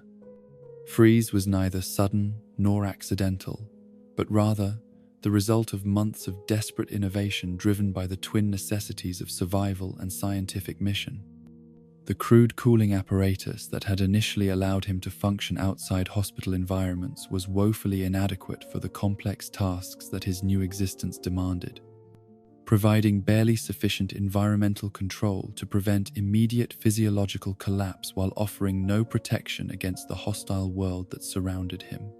The engineering challenges that Victor faced in developing his first functional freeze suit were unprecedented in their complexity, requiring him to synthesize knowledge from multiple scientific disciplines while working with salvaged materials and improvised equipment in conditions that would have defeated most trained researchers. The physiological requirements imposed by his altered metabolism demanded cooling systems capable of maintaining precise temperature gradients across his entire body, while the hostile environment of post-industrial Gotham required armor capable of protecting him from both physical threats and the oppressive warmth that characterized normal human habitats. The initial prototype that emerged from Victor's makeshift laboratory was a masterpiece of desperate ingenuity that incorporated salvaged refrigeration components, medical monitoring equipment, and industrial materials into a functional life support system that could sustain his transformed physiology while providing him with limited mobility and basic environmental protection. The suit resembled a crude diving apparatus designed for exploring alien worlds rather than a practical garment for terrestrial use. Yet it represented the difference between continued existence and certain death for a being whose survival depended upon maintaining conditions that were toxic to normal human life. The power requirements for Victor's cooling suit were staggering, demanding energy sources that exceeded the capacity of conventional portable systems, while requiring backup redundancies that could prevent catastrophic failure during extended operations. The battery arrays that he constructed from automotive and industrial components provided sufficient power for several hours of operation. Yet, the constant drain of maintaining sub-zero internal temperatures meant that he was perpetually tethered to the need for recharging and maintenance that limited his operational flexibility. The first field test of Victor's completed cooling suit occurred during a desperate midnight raid on a medical supply warehouse, where his need for specialized equipment to upgrade Nora's preservation systems overcame his remaining reluctance to engage in openly criminal behavior. The clumsy movements and restricted vision imposed by his crude apparatus made the operation far more difficult than he had anticipated. Yet the suit's environmental protection systems functioned adequately to allow him to complete his objectives while demonstrating the potential for future refinements. The psychological adaptation required for Victor to accept his permanent dependence upon artificial life support systems was perhaps more challenging than the technical problems involved in constructing and maintaining his cooling apparatus. The man who had once moved freely through the world now existed within a mechanical cocoon that isolated him from direct contact with his environment while providing constant reminders of his fundamental alienation from normal human existence. Every breath he drew was filtered through artificial systems. Every movement was mediated by mechanical joints and servo motors. And every moment of consciousness was accompanied by the steady hum of cooling units that maintained the frozen wasteland of his internal landscape. The sensory deprivation imposed by his cooling suit created additional challenges that affected both his practical effectiveness and his psychological stability, limiting his ability to perceive subtle environmental cues while muffling sounds and restricting his field of vision in ways that made navigation and tactical assessment far more difficult. The world beyond his suit became a distant and abstract realm that he could observe but never truly experience, while his own body became a collection of mechanical systems that required constant monitoring and maintenance rather than a natural extension of his consciousness and will. The refinements that Victor made to his cooling suit over the following months reflected both his growing expertise in cryogenic engineering and his increasing comfort with criminal methods of resource acquisition. Each iteration incorporated lessons learned from previous operations while addressing weaknesses that had been revealed through field testing, gradually transforming the crude life support system into a sophisticated apparatus that enhanced rather than merely enabled his capabilities. The helmet that protected Victor's head and respiratory system evolved from a simple environmental enclosure into a complex sensor array that provided enhanced vision, communication capabilities, and analytical functions that compensated for the limitations imposed by his isolation from direct environmental contact. The transparent faceplate that allowed others to see his face became both a window into his transformed humanity and a barrier that prevented any possibility of normal social interaction, creating a paradox where visibility increased isolation rather than promoting connection. The torso section of Victor's suit incorporated the primary cooling systems that maintained his core body temperature while also housing the power supplies, control systems, and backup life support components that ensured his survival in hostile environments. The bulky appearance that resulted from these engineering necessities transformed his human silhouette into something mechanical and threatening. while the constant vapor emissions from his cooling systems created an aura of supernatural menace that enhanced his effectiveness as both criminal and scientific researcher. The limb segments of Victor's cooling apparatus were designed to provide maximum dexterity while maintaining environmental protection. Incorporating articulated joints and tactile feedback systems that allowed him to manipulate delicate scientific equipment despite the barriers imposed by his artificial exoskeleton. The mechanical strength enhancement that resulted from the suit's powered assist systems granted him physical capabilities that exceeded normal human limitations, while the environmental protection allowed him to operate in conditions that would be immediately fatal to unprotected individuals. The weapons systems that Victor integrated into his cooling suit were initially defensive measures designed to protect him during criminal operations, yet they gradually evolved into sophisticated tools for projecting the same deadly cold that had transformed his own physiology. The freeze gun that became his signature weapon was a marvel of cryogenic engineering that could deliver precisely controlled streams of super-chilled material capable of instantly freezing any target within its effective range, while backup systems provided alternative methods of environmental manipulation that could transform entire areas into frozen wastelands unsuitable for normal human habitation. The first successful test of Victor's freeze gun occurred during a confrontation with security guards at a research facility, where his need for specialized equipment overcame his remaining reluctance to use potentially lethal force against individuals who were merely performing their professional duties. The weapon's effectiveness exceeded even his expectations, instantly incapacitating his opponents, while demonstrating capabilities that placed him among the most dangerous criminals operating within Gotham's underground hierarchy.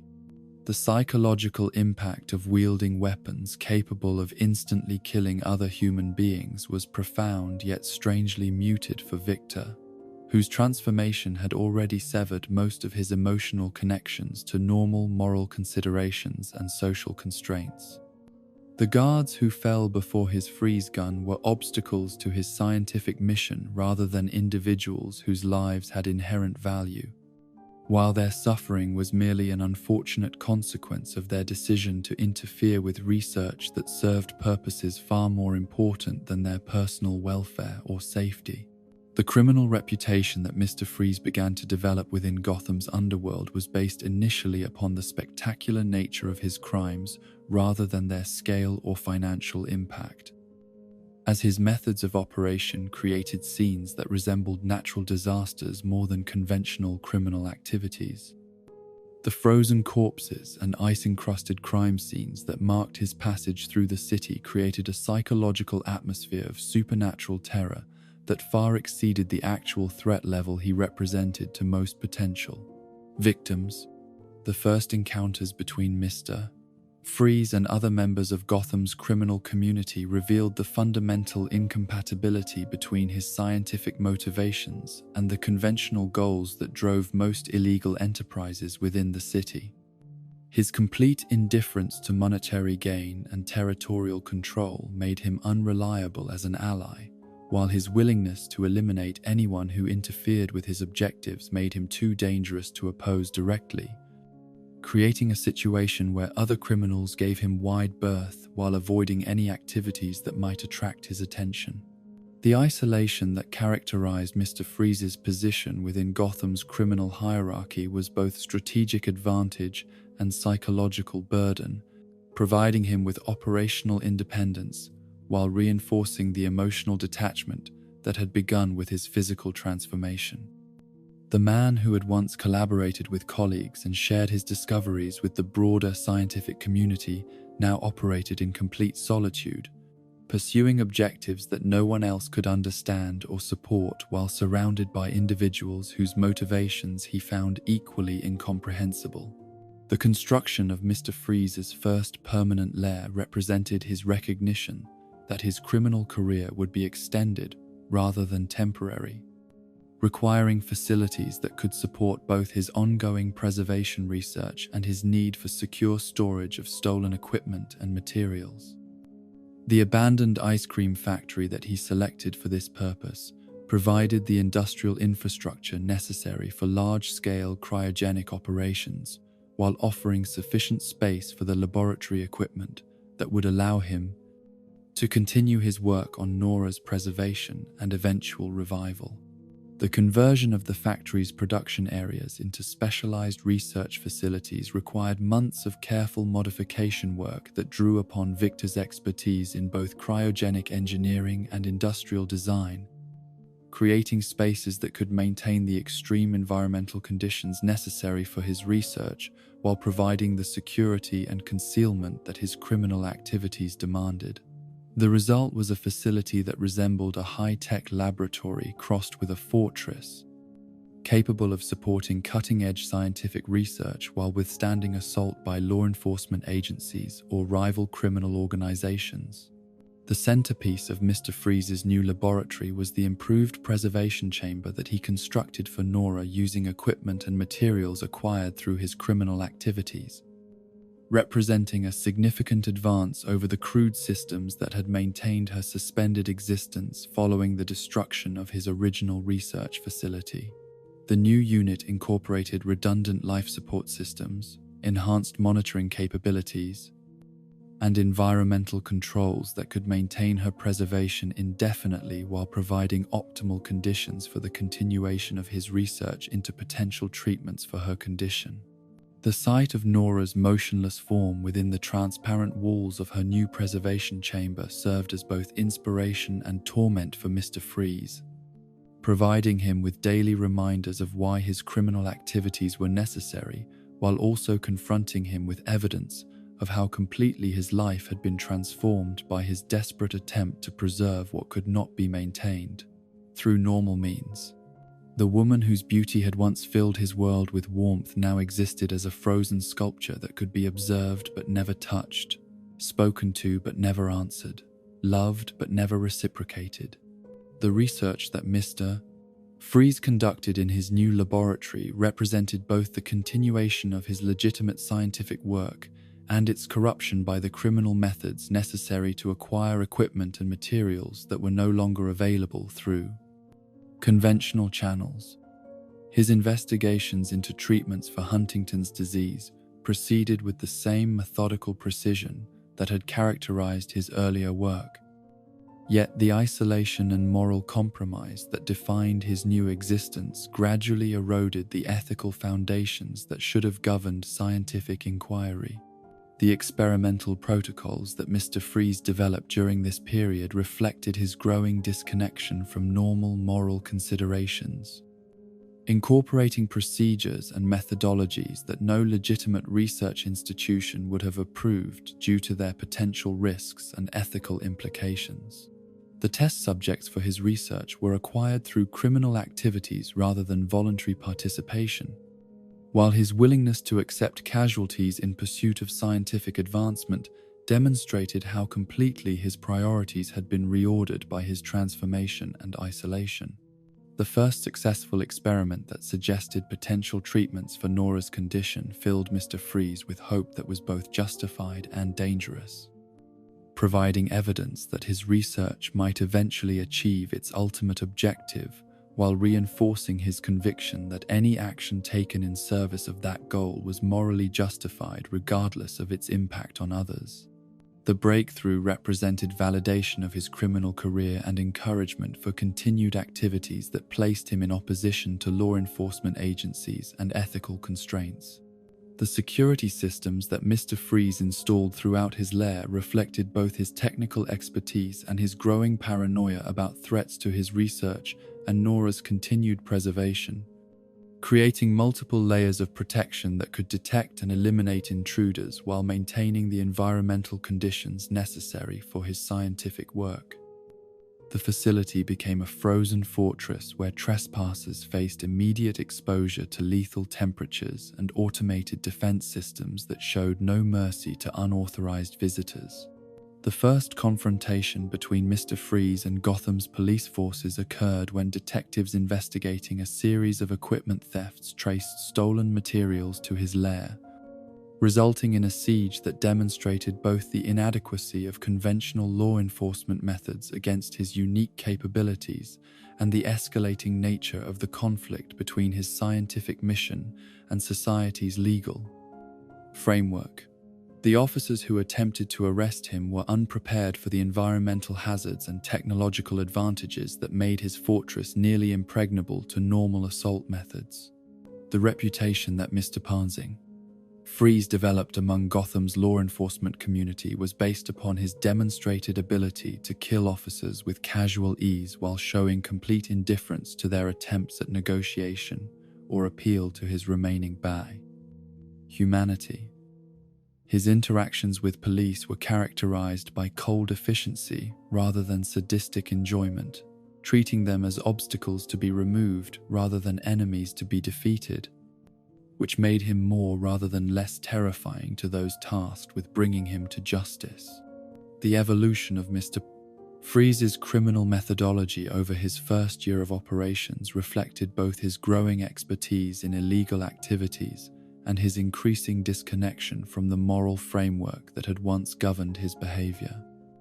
What had begun as desperate theft to acquire necessary equipment gradually expanded into systematic criminal enterprises designed to fund and support research activities that required ever greater resources and increasingly sophisticated facilities. The psychological transformation that accompanied Mr. Freeze's criminal career was as profound as the physical changes that had made his new existence necessary, gradually eroding the emotional connections and moral commitments that had once defined his relationship to other human beings. The man who had once dedicated his life to healing and preservation became something that existed primarily to serve its own needs while viewing other conscious beings as either obstacles or resources to be exploited in pursuit of objectives that transcended normal moral considerations. The winter night when Mr. Freeze completed his first major laboratory expansion marked his full acceptance of his role as both scientist and criminal, recognizing that the two aspects of his existence were inextricably linked and that any attempt to maintain ethical boundaries would compromise his ability to achieve the preservation and eventual revival of the woman whose suspended existence provided the only remaining connection to his former humanity. The man who had once worked within society's institutions had become something that could only exist in opposition to them, pursuing goals that required the violation of every principle that civilized communities used to maintain order and protect their members from those who would exploit them for personal advantage. The methodical precision that characterized Mr. Freeze's approach to criminal enterprise distinguished him from the chaotic and impulsive villains who populated Gotham's underworld, transforming theft and violence into carefully orchestrated operations that served specific scientific objectives rather than mere personal enrichment or psychological gratification.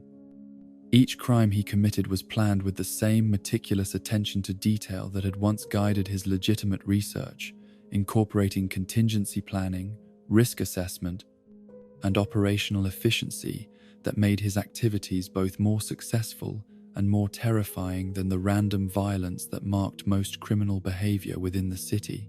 The target selection process that governed Mr. Freeze's criminal activities reflected his intimate knowledge of scientific equipment and industrial processes, allowing him to identify facilities that possessed the specialized materials and technology necessary for his preservation research, while avoiding locations that were heavily defended or likely to yield minimal returns on the considerable risks involved in their penetration. His crimes were never random acts of opportunity, but rather surgical strikes against carefully chosen objectives that could provide maximum benefit to his ongoing scientific mission. The first major heist that established Mr. Freeze's reputation within Gotham's criminal hierarchy was the systematic looting of Ace Chemical's cryogenic research division, an operation that required weeks of surveillance and preparation to execute successfully while minimizing the risks posed by the facility's sophisticated security systems and hazardous materials storage protocols. The precision with which he bypassed electronic defenses and neutralized human opposition demonstrated capabilities that exceeded those of conventional criminals, while the selective nature of his theft revealed motivations that puzzled law enforcement agencies accustomed to dealing with perpetrators driven by greed rather than scientific necessity. The industrial freezing equipment that Mr. Freeze acquired during the Ace Chemicals raid allowed him to expand his preservation research capabilities while also providing him with the resources necessary to establish multiple backup facilities throughout Gotham's abandoned industrial districts. The redundancy that characterized his operational planning reflected both his scientific training and his recognition that his criminal activities made him a target for law enforcement agencies whose interference could threaten Nora's continued preservation if they succeeded in disrupting his primary laboratory. The relationship that Mr. Freeze maintained with other members of Gotham's criminal community was characterized by mutual wariness and grudging respect rather than genuine cooperation or shared objectives. As his scientific motivations and methodical approach to crime made him an unreliable partner for individuals whose activities were driven by conventional desires for wealth, power, or territorial control. His willingness to eliminate anyone who interfered with his objectives made him too dangerous to oppose directly, while his indifference to traditional criminal rewards made him unsuitable for collaborative enterprises that required trust and predictable behavior patterns. The first attempt by established criminal organizations to recruit Mr. Freeze for their operations ended in violent confrontation when his potential partners discovered that his cooperation was conditional upon their willingness to support his research objectives rather than their own profit-driven schemes. The frozen corpses that marked the conclusion of these negotiations served as clear warnings to other criminals that approaches to Mr. Criminals. Freeze required careful consideration of his unique priorities and absolute commitment to scientific goals that transcended normal criminal motivations. The territorial disputes that occasionally erupted between Mr. Freeze and other criminals were resolved through demonstrations of overwhelming force that left no doubt about his willingness and ability to eliminate threats to his operations regardless of their source or motivation. His freeze gun proved devastatingly effective against opponents who were accustomed to conventional weapons and tactics, while the environmental advantages provided by his cooling suit allowed him to operate effectively in conditions that were immediately fatal to normal human beings. The psychological impact of Mr. Freeze's methods on Gotham's criminal population was profound and lasting, creating an atmosphere of supernatural dread that surrounded any mention of his activities while discouraging potential rivals from attempting to encroach upon his chosen areas of operation. The sight of victims frozen solid in positions that captured their final moments of terror served as more effective deterrents than conventional threats or displays of violence, while the precision with which he eliminated specific targets demonstrated capabilities that seemed to operate beyond normal human limitations. The recruitment of henchmen and support personnel for Mr. Freeze's operations proved challenging due to the extreme environmental conditions that characterized his facilities and the high mortality rate associated with employment in his organization. The individuals who accepted positions within his criminal enterprise were typically desperate men whose personal circumstances made them willing to accept extraordinary risks in exchange for the generous compensation he provided to those who survived their initial assignments and demonstrated competence in their duties. The training protocols that Mr. Freeze established for his subordinates reflected both his scientific background and his recognition that normal criminal methods would be inadequate for the specialized operations he required.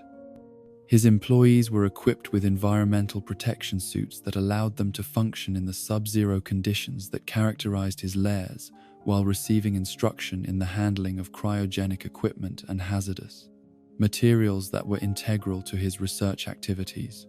The loyalty that Mr. Freeze commanded from his surviving henchmen was based not upon personal charisma or shared criminal philosophy, but upon their recognition that his success was essential for their own survival in an organization where failure often resulted in immediate termination through exposure to lethal temperatures. The generous compensation he provided was coupled with the understanding that betrayal or incompetence would be met with forms of retaliation that made conventional criminal punishments seem merciful by comparison. The first major confrontation between Mr. Freeze's organization and rival criminal groups occurred when his systematic theft of scientific equipment began to interfere with smuggling operations that relied upon the same transportation networks and storage facilities he required for his own activities. The territorial conflict that followed demonstrated both his tactical superiority and his complete ruthlessness in defending resources that were essential for maintaining Nora's preservation and continuing his research into potential treatments for her condition. The resolution of this territorial dispute through the complete elimination of opposing forces served notice to other criminal organizations that Mr. Freeze was prepared to escalate conflicts to whatever level was necessary to protect his interests, while his methodical approach to warfare demonstrated planning capabilities that exceeded those of conventional gang leaders. The frozen wasteland that had once been his enemy's headquarters became a monument to the consequences of interfering with scientific research that served purposes more important than mere criminal profit. The expansion of Mr. Freeze's criminal empire during his second year of operations reflected both his growing expertise in illegal activities and his increasing resource requirements as his preservation research became more sophisticated and demanding.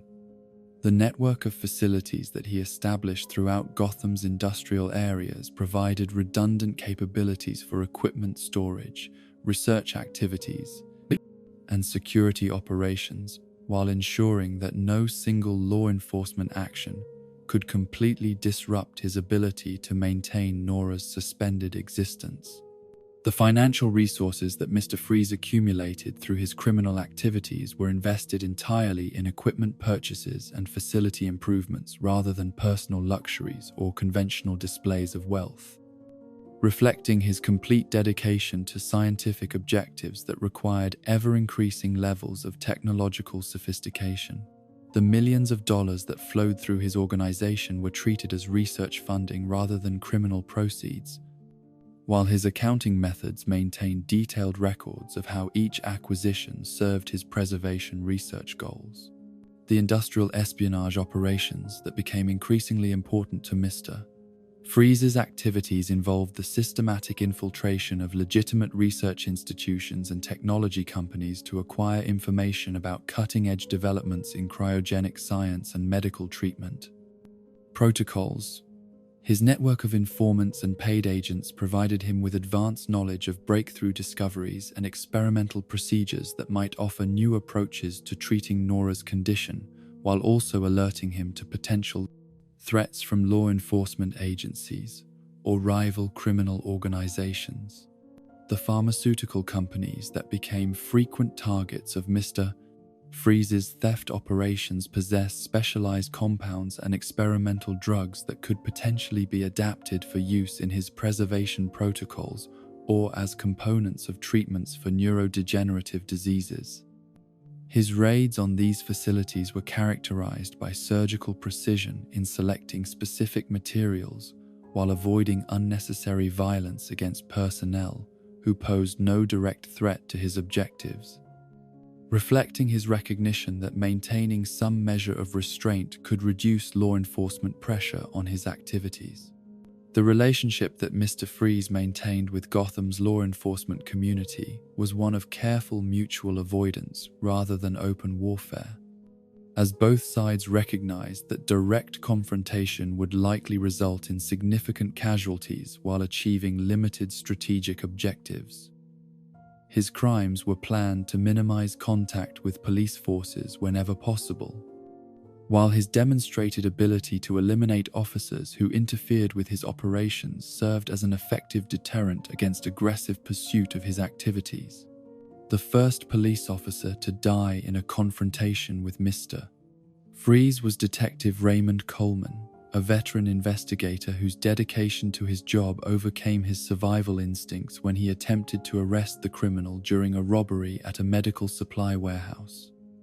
The frozen statue that Coleman's body became served as a stark reminder to other officers of the lethal consequences of underestimating their opponent's capabilities, while the precision with which his death was accomplished demonstrated Mr. Freeze's complete lack of hesitation in eliminating threats to his mission.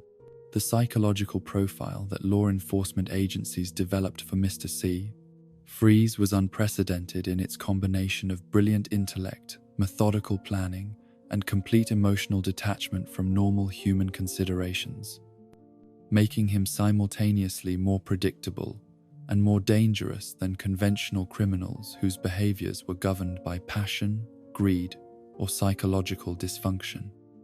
His crimes served rational objectives that could be anticipated and planned for, yet his willingness to kill without hesitation or remorse made any confrontation with him potentially fatal for unprepared officers. The specialized equipment that Gotham Police Department began deploying in response to the Mr. Freeze threat included thermal protection suits and experimental weapons designed to function effectively in extreme cold conditions, while tactical procedures were modified to account for his environmental advantages and superior firepower. The training programs that officers underwent to prepare for potential encounters with him emphasized retreat and containment rather than direct engagement, reflecting realistic assessments of their chances for survival in close combat situations. The first successful police operation against one of Mr. Freeze's facilities required the deployment of military-grade equipment and personnel from specialized units trained in hazardous environment operations. Yet the victory was Pyrrhic due to the heavy casualties suffered during the assault and the minimal impact on his overall criminal enterprise. The frozen officers whose bodies were recovered from the scene served as testimony to the inadequacy of conventional law enforcement methods against opponents whose capabilities transcended normal criminal parameters. The media coverage that Mr. Freeze's activities attracted created a climate of public fear that exceeded the actual threat level he posed to ordinary citizens, as his methods and motivations were so far removed from conventional criminal behavior that they seemed to belong more to supernatural horror stories than legitimate news reporting. The frozen crime scenes that photographers documented became iconic images of technological terror, while his apparent invulnerability to normal defensive measures created an aura of unstoppable menace that enhanced his effectiveness as both criminal and scientist. The psychological impact of Mr. Freeze's crimes on Gotham's civilian population was particularly pronounced in the scientific and medical communities, where researchers and physicians found themselves questioning the security of their own facilities while wondering whether their work might attract attention from someone whose methods made normal criminal threats seem trivial by comparison. The atmosphere of fear that surrounded any mention of cryogenic research or preservation technology created additional obstacles for legitimate scientists whose work paralleled his own interests. The first civilian casualties directly attributable to Mr. Freeze occurred during a robbery at Wayne Enterprises' biotechnology division, where security guards who attempted to interfere with his theft of experimental compounds were instantly frozen, along with several researchers who had been working late in adjacent laboratories.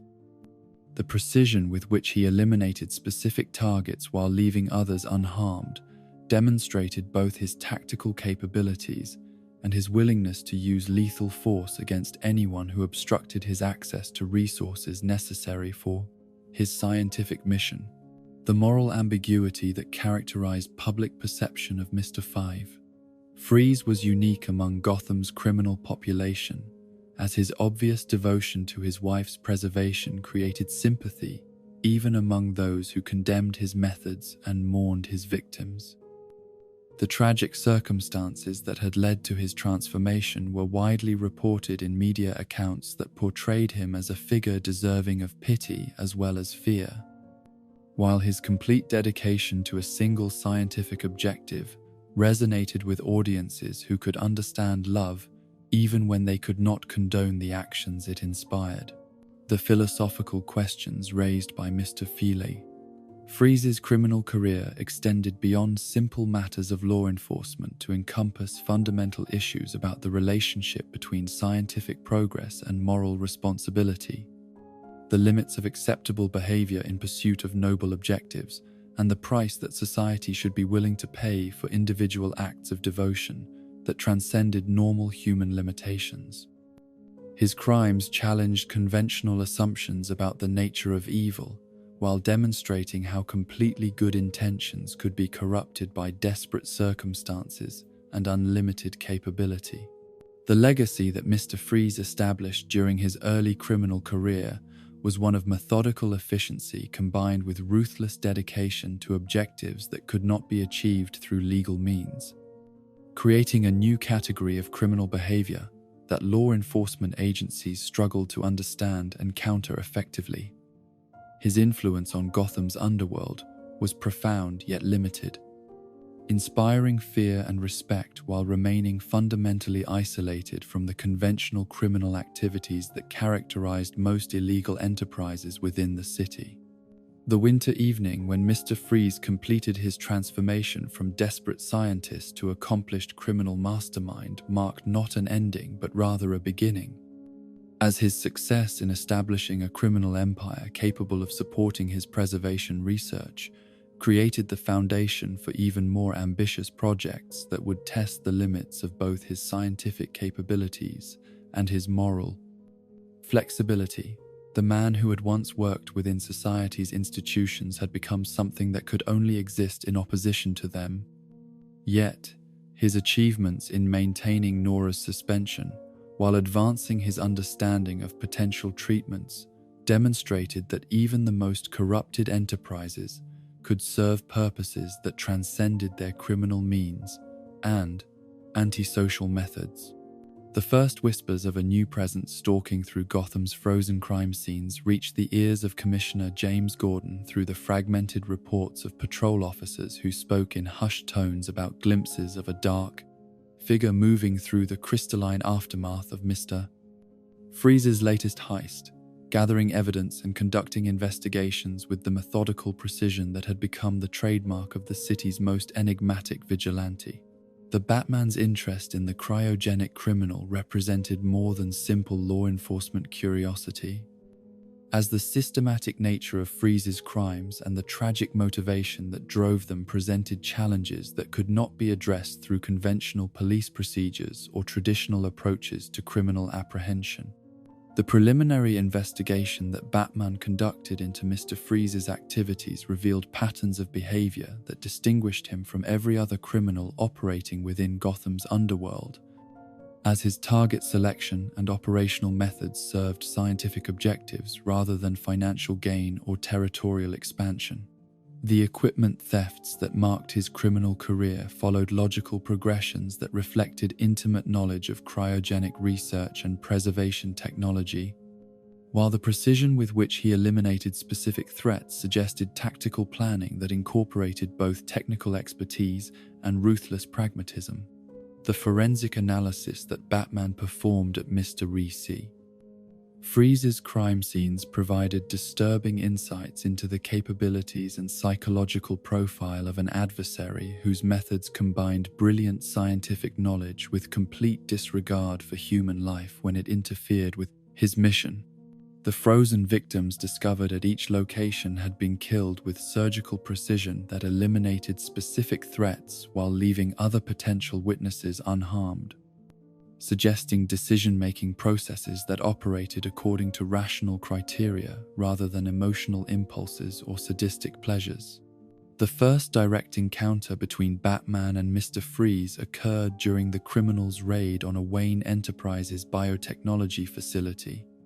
where the vigilante's investigation of suspicious activity coincided with the scientist's systematic theft of experimental compounds and cryogenic equipment. The confrontation that followed revealed the inadequacy of Batman's normal tactical advantages when faced with an opponent whose environmental controls and technological superiority created combat conditions that favored the criminal rather than the detective. The freeze gun that Mr. Freeze wielded during their initial battle proved devastatingly effective against conventional defensive strategies, capable of instantly creating lethal environmental conditions that neutralized Batman's mobility and tactical flexibility, while demonstrating precision that exceeded the capabilities of most military weapons systems. The crystalline trail of destruction that marked the vigilante's narrow escape from the biotechnology facility served as stark evidence of how completely his opponent's unique capabilities had shifted the balance of power in their confrontation. The investigation that Batman conducted following his first encounter with Mr. Freeze revealed the tragic personal history that had transformed a brilliant scientist into one of Gotham's most dangerous criminals. Yet, the circumstances of Victor Freeze's transformation also provided insights that might be exploited to predict his future activities and develop effective countermeasures. The preservation chamber that contained his wife represented both the motivation for his crimes and a potential vulnerability that could be leveraged during future confrontations. The relationship between Batman's detective work and his vigilante activities became particularly complex in the case of Mr.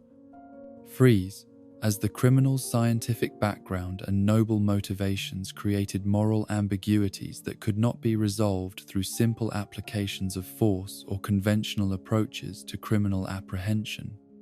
The tragedy that had driven Victor Freeze to embrace criminal methods in pursuit of his wife's preservation demanded responses that acknowledged both the legitimacy of his goals and the unacceptable nature of his methods. The psychological profile that Batman developed for Mr. Freeze revealed a mind that retained its scientific brilliance while being completely consumed by a single overwhelming objective that justified any action necessary for its achievement. The emotional detachment that characterized his approach to crime was not evidence of inherent evil, but rather the result of focusing all human compassion and moral consideration upon a single individual whose preservation had become more important than the welfare of any other conscious being. The tactical preparations that Batman made for subsequent encounters with Mr. Freeze incorporated lessons learned from their initial confrontation, while addressing the environmental advantages that the criminal's unique capabilities provided during combat situations. The modification of his standard equipment to include thermal protection systems and specialized weapons designed to function effectively in extreme cold conditions reflected both his respect for his opponent's abilities and his determination to develop methods that could neutralize those advantages. The tracking systems that Batman employed to monitor Mr. Freeze's movements throughout Gotham required sophisticated technology capable of detecting the thermal signatures and electromagnetic emissions that marked the passage of his cooling suits and cryogenic equipment. The network of sensors and surveillance devices that the vigilante established throughout the city's industrial areas provided early warning of criminal activities, while also revealing patterns of behavior that suggested the locations of hidden facilities and supply caches. The first successful infiltration of one of Mr. Freeze's secondary lairs provided Batman with detailed intelligence about the scope and sophistication of the criminal organization that supported his scientific research, while also revealing the extent of the resources that were being devoted to maintaining his wife's preservation and developing potential treatments for her condition. The laboratory equipment and research notes discovered during this reconnaissance mission demonstrated capabilities that rivaled those of legitimate medical research institutions. The philosophical conflict that emerged from Batman's growing understanding of Mr. Freeze's motivations created internal tensions that challenged the vigilante's normal approaches to criminal justice and moral responsibility. The recognition that his opponent's crimes were motivated by love rather than greed or malice complicated traditional distinctions between heroes and villains, while raising questions about the limits of acceptable behavior in pursuit of noble objectives. The second major confrontation between Batman and Mr. Freeze took place in the abandoned subway tunnels beneath Gotham's financial district, where the criminal had established a temporary research facility to conduct experiments that required isolation from potential interference. The battle that followed demonstrated both combatants' growing understanding of their opponent's capabilities while revealing new dimensions of the tactical and philosophical challenges that defined their relationship. The environmental advantages that Mr. Freeze possessed in underground locations where his cooling systems could transform entire areas into frozen wastelands proved nearly decisive during their subway confrontation, forcing Batman to rely upon mobility and tactical flexibility rather than direct engagement to avoid elimination by weapons that could kill him instantly upon contact. The crystalline maze that the tunnels became during their battle created a landscape that seemed more appropriate to Arctic warfare than urban crime fighting. The intervention of civilian bystanders during their tunnel battle forced both Batman and Mr. Freeze to modify their tactics in ways that revealed important aspects of their respective moral codes, as the vigilante's commitment to protecting innocent life was matched by the criminal's surgical precision in eliminating only those individuals who directly threatened his objectives. The hostages who found themselves caught between the combatants became unwilling participants in a conflict that transcended simple categories of law enforcement and criminal apprehension. The resolution of their second confrontation through tactical withdrawal rather than decisive victory demonstrated the evenly matched nature of their capabilities, while establishing patterns of conflict that would characterize future encounters between them. Neither combatant possessed overwhelming advantages that could guarantee success in direct confrontation, while both recognized that their philosophical differences could not be resolved through force alone. The investigation that Batman conducted into legitimate research being performed on treatments for Huntington's disease and related neurodegenerative conditions revealed potential approaches that might offer Mr. Day Fix Freeze alternatives to his criminal methods, while also providing insights into the scientific validity of his preservation research. The possibility that legal and ethical means might exist for achieving his objectives created opportunities for negotiation and cooperation that transcended simple adversarial relationships. The first attempt at communication between Batman and Mr. Freeze outside the context of criminal confrontation occurred when the vigilante infiltrated one of the scientist's research facilities during a period when no criminal activities were in progress, seeking dialogue rather than combat as a means of addressing the underlying issues that drove their conflict. The conversation that followed revealed both the depth of Victor Freeze's transformation and the impossibility of simple solutions to the tragedy that had consumed his existence. The offer that Batman made to provide Mr. Sage Freeze with access to legitimate research facilities and funding through the Wayne Foundation was rejected not because of inadequate resources, but because of the scientist's recognition that his physical transformation had made normal human interaction impossible, while his criminal activities had placed him permanently outside the boundaries of legal society. The isolation that defined his existence could not be overcome through simple applications of wealth or goodwill. The moral complexity of Batman's relationship with Mr. Freeze was further complicated by the vigilante's growing recognition that conventional approaches to criminal rehabilitation were inadequate when applied to individuals whose crimes were motivated by tragedy rather than evil intent. The standard procedures of arrest, trial, and imprisonment could not address the underlying issues that drove Victor Freeze to embrace criminal methods, while the destruction of his research capabilities would effectively sentence his wife to death. The third major battle between Batman and Mr. Freeze occurred at the Gotham Museum of Natural History, where the criminal's theft of rare minerals required for his preservation research coincided with a charity gala that placed hundreds of innocent civilians in immediate danger from weapons capable of instantly killing anyone within their effective range. The tactical challenges created by the need to protect so many potential victims while engaging an opponent of Mr. Plassing. Freeze's capabilities tested the limits of Batman's strategic planning and combat effectiveness. The hostage situation that developed during the museum confrontation revealed important aspects of both combatants' psychological profiles, as Mr. Freeze's willingness to threaten innocent lives in service of his scientific objectives was balanced by his genuine desire to avoid unnecessary casualties when such violence served no purpose. The precision with which he managed crowd control demonstrated tactical capabilities that exceeded those of conventional criminals, while revealing moral boundaries that could potentially be exploited during negotiations. The resolution of the museum crisis through Batman's successful evacuation of civilian hostages eliminated Mr.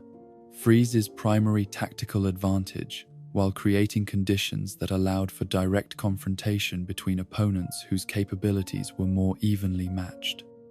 The battle that followed among the exhibits and displays of natural history provided symbolic commentary on the conflict between preservation and change that lay at the heart of their philosophical disagreement.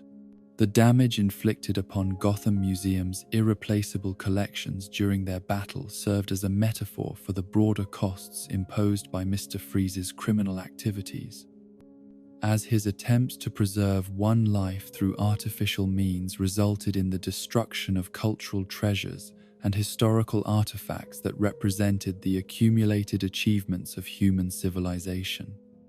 The irony was profound yet lost on a man whose entire existence had become focused upon a single objective that justified any sacrifice necessary for its achievement.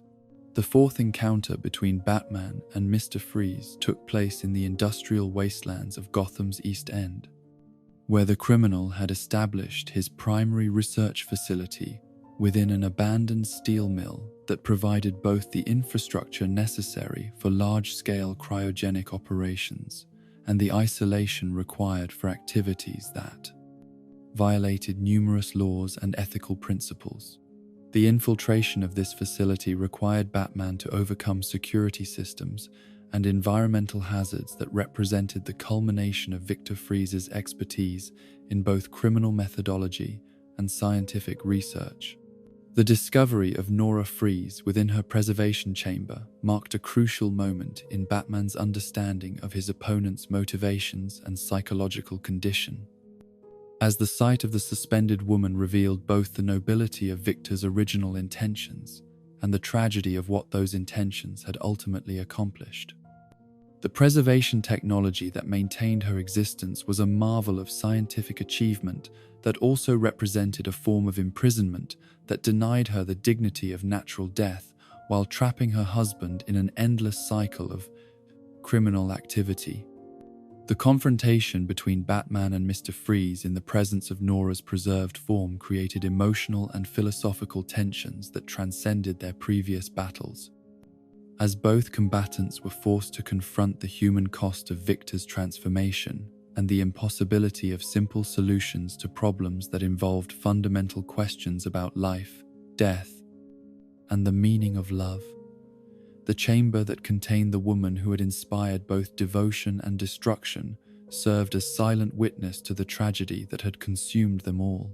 The revelation of Nora's living will and her explicit refusal to consent to cryogenic preservation created a moral crisis for Mr. Freeze that Batman was uniquely positioned to exploit, as the vigilante's knowledge of the document provided him with evidence that the scientist's entire criminal career was based upon violation of his wife's autonomous choices.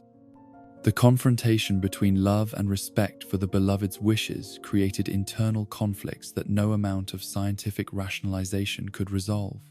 The philosophical debate that emerged from Batman's revelation about Nora's wishes forced Mr. Freeze to confront questions that he had been avoiding since beginning his criminal career. as his justifications for violating her autonomy collapsed under the weight of evidence that his actions served his own psychological needs rather than her best interests. The recognition that his preservation of her body had required the destruction of her dignity created cracks in the intellectual framework that supported his criminal activities. The final battle between Batman and Mr. Freeze in the steel mill facility was characterized more by verbal argument than physical combat, as both combatants recognized that the conflict between them could not be resolved through applications of force, but required acknowledgement of fundamental truths about love, loss, and the difference between preservation and possession. The weapons they wielded became secondary to the words they exchanged in a confrontation that challenged both their assumptions about justice and mercy. The psychological victory that Batman achieved through his appeal to Mr. Freeze's remaining humanity was more significant than any tactical advantage he might have gained through superior firepower or environmental control, as the criminal's recognition of his wife's violated autonomy created the first genuine crack in the obsessive dedication that had driven his transformation from healer to destroyer. The moment when Victor Fries acknowledged the truth about his motivations marked the beginning of his potential redemption, though the path toward that goal remained fraught with obstacles and moral complexities that could not be easily overcome.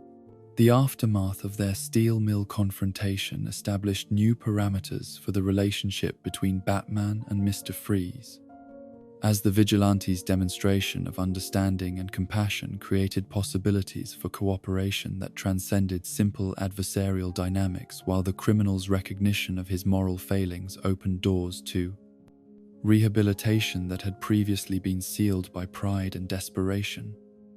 The winter night when they parted as something approaching allies rather than enemies marked a turning point in both their careers, though the ultimate resolution of Victor Freeze's tragedy remained dependent upon choices that neither Batman's wisdom nor Mr. Freeze's science could make for him.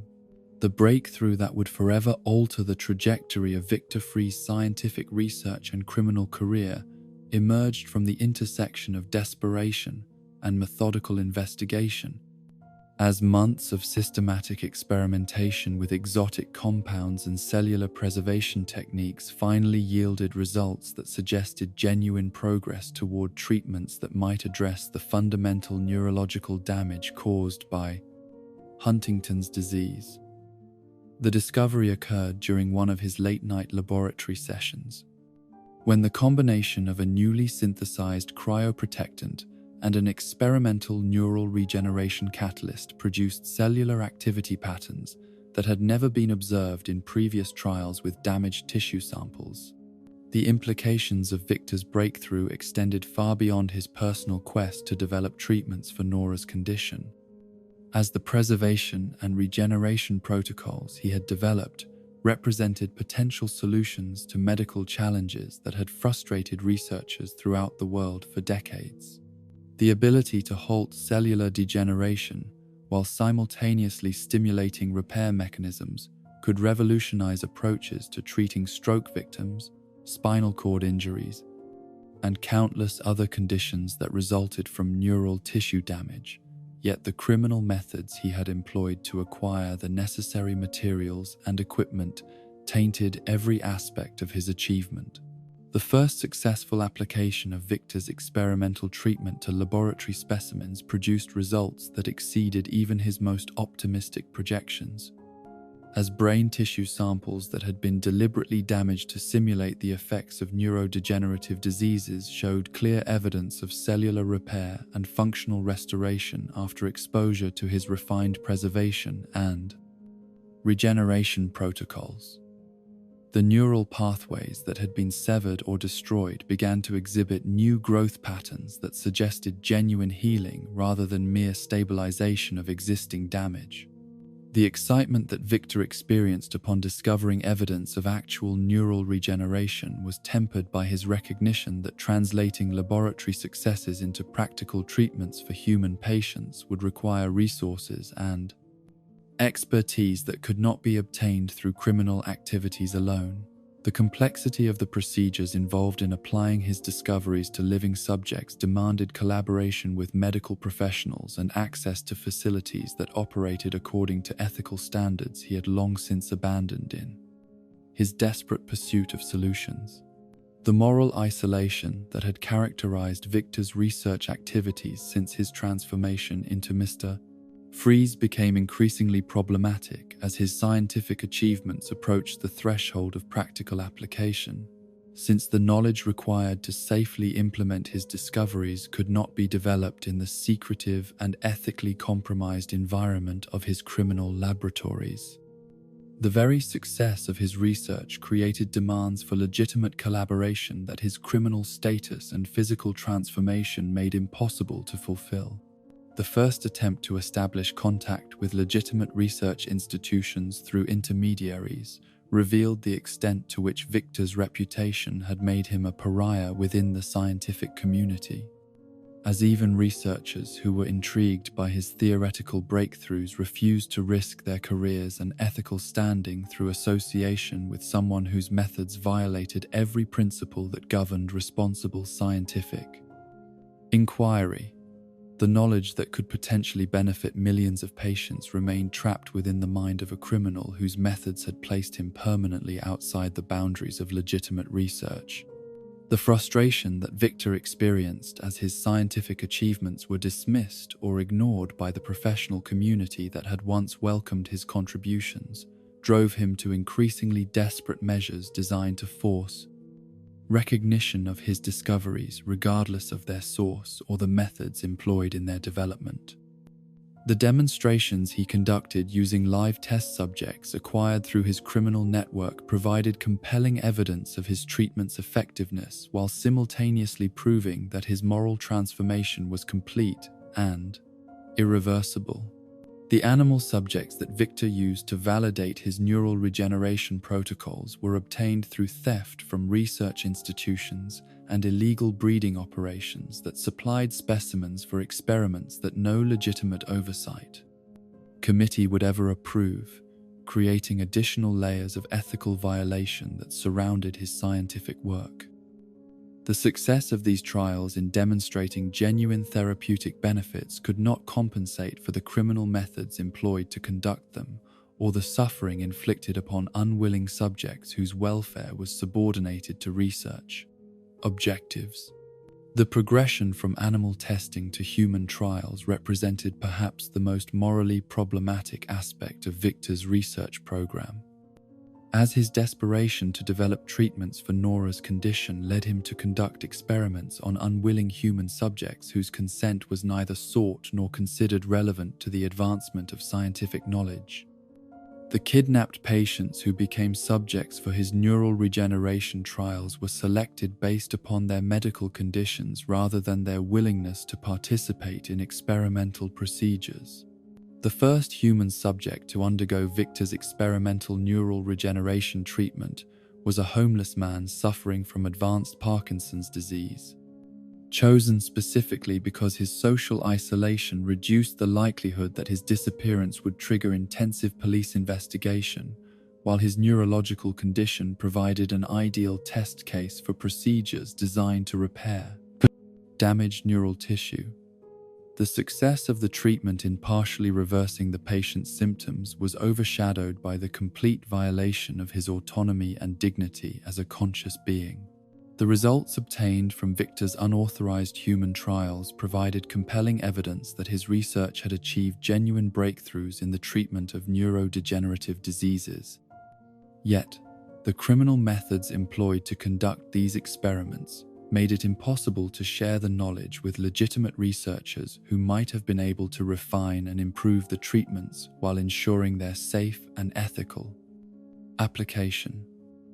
The tragic irony was that life-saving discoveries were being made by someone whose methods ensured that they could never be properly utilized to benefit the patients who desperately needed them. The documentation that Victor maintained regarding his human experiments reflected the same methodical precision that had characterized his legitimate research.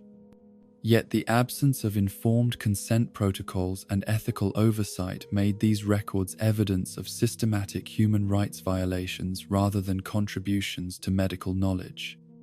The detailed observations of treatment effects and patient responses created a comprehensive database of information that could have advanced neurological medicine by decades if it had been obtained through legal and ethical means. The psychological impact of conducting unauthorized human experiments on Victor's already compromised mental state was profound and disturbing, as the dehumanization required to view conscious beings as experimental subjects accelerated his transformation from compassionate healer to amoral researcher whose scientific objectives transcended all other considerations.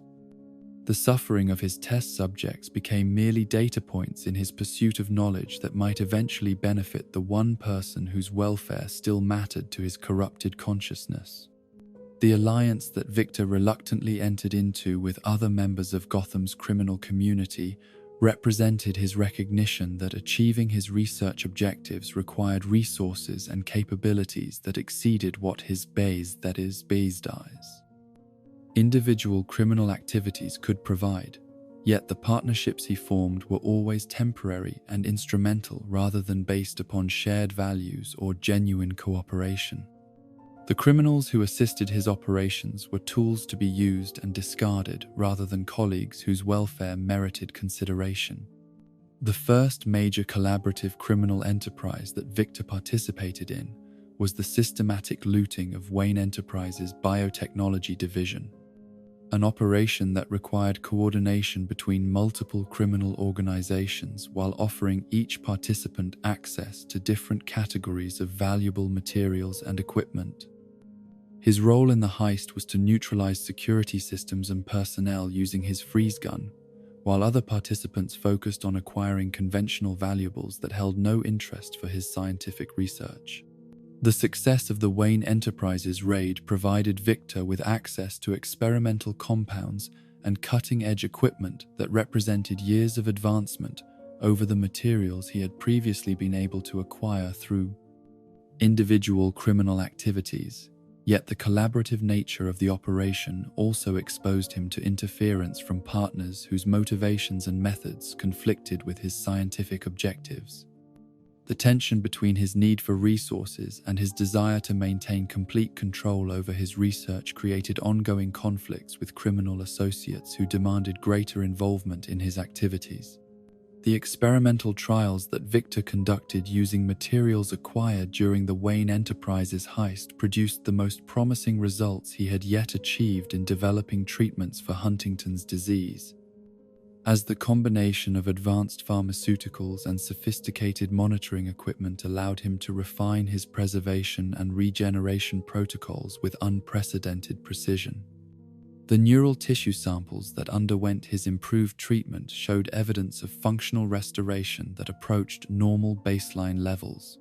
The breakthrough that finally suggested a potential cure for Nora's condition occurred during Victor's analysis of brain tissue samples that had been treated with his latest combination of cryoprotectants and regeneration catalysts, as the cellular activity patterns he observed indicated not merely halted degeneration but actual reversal of the damage caused by Huntington's disease.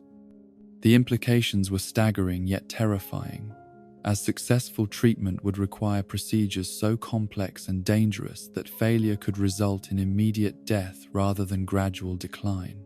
The ethical dilemma that Victor faced upon discovering a potential cure for his wife's condition was more profound than any he had previously encountered, as the treatment protocols he had developed could only be safely administered in legitimate medical facilities by trained professionals who would never consent to participate in procedures developed through criminal research and human experimentation.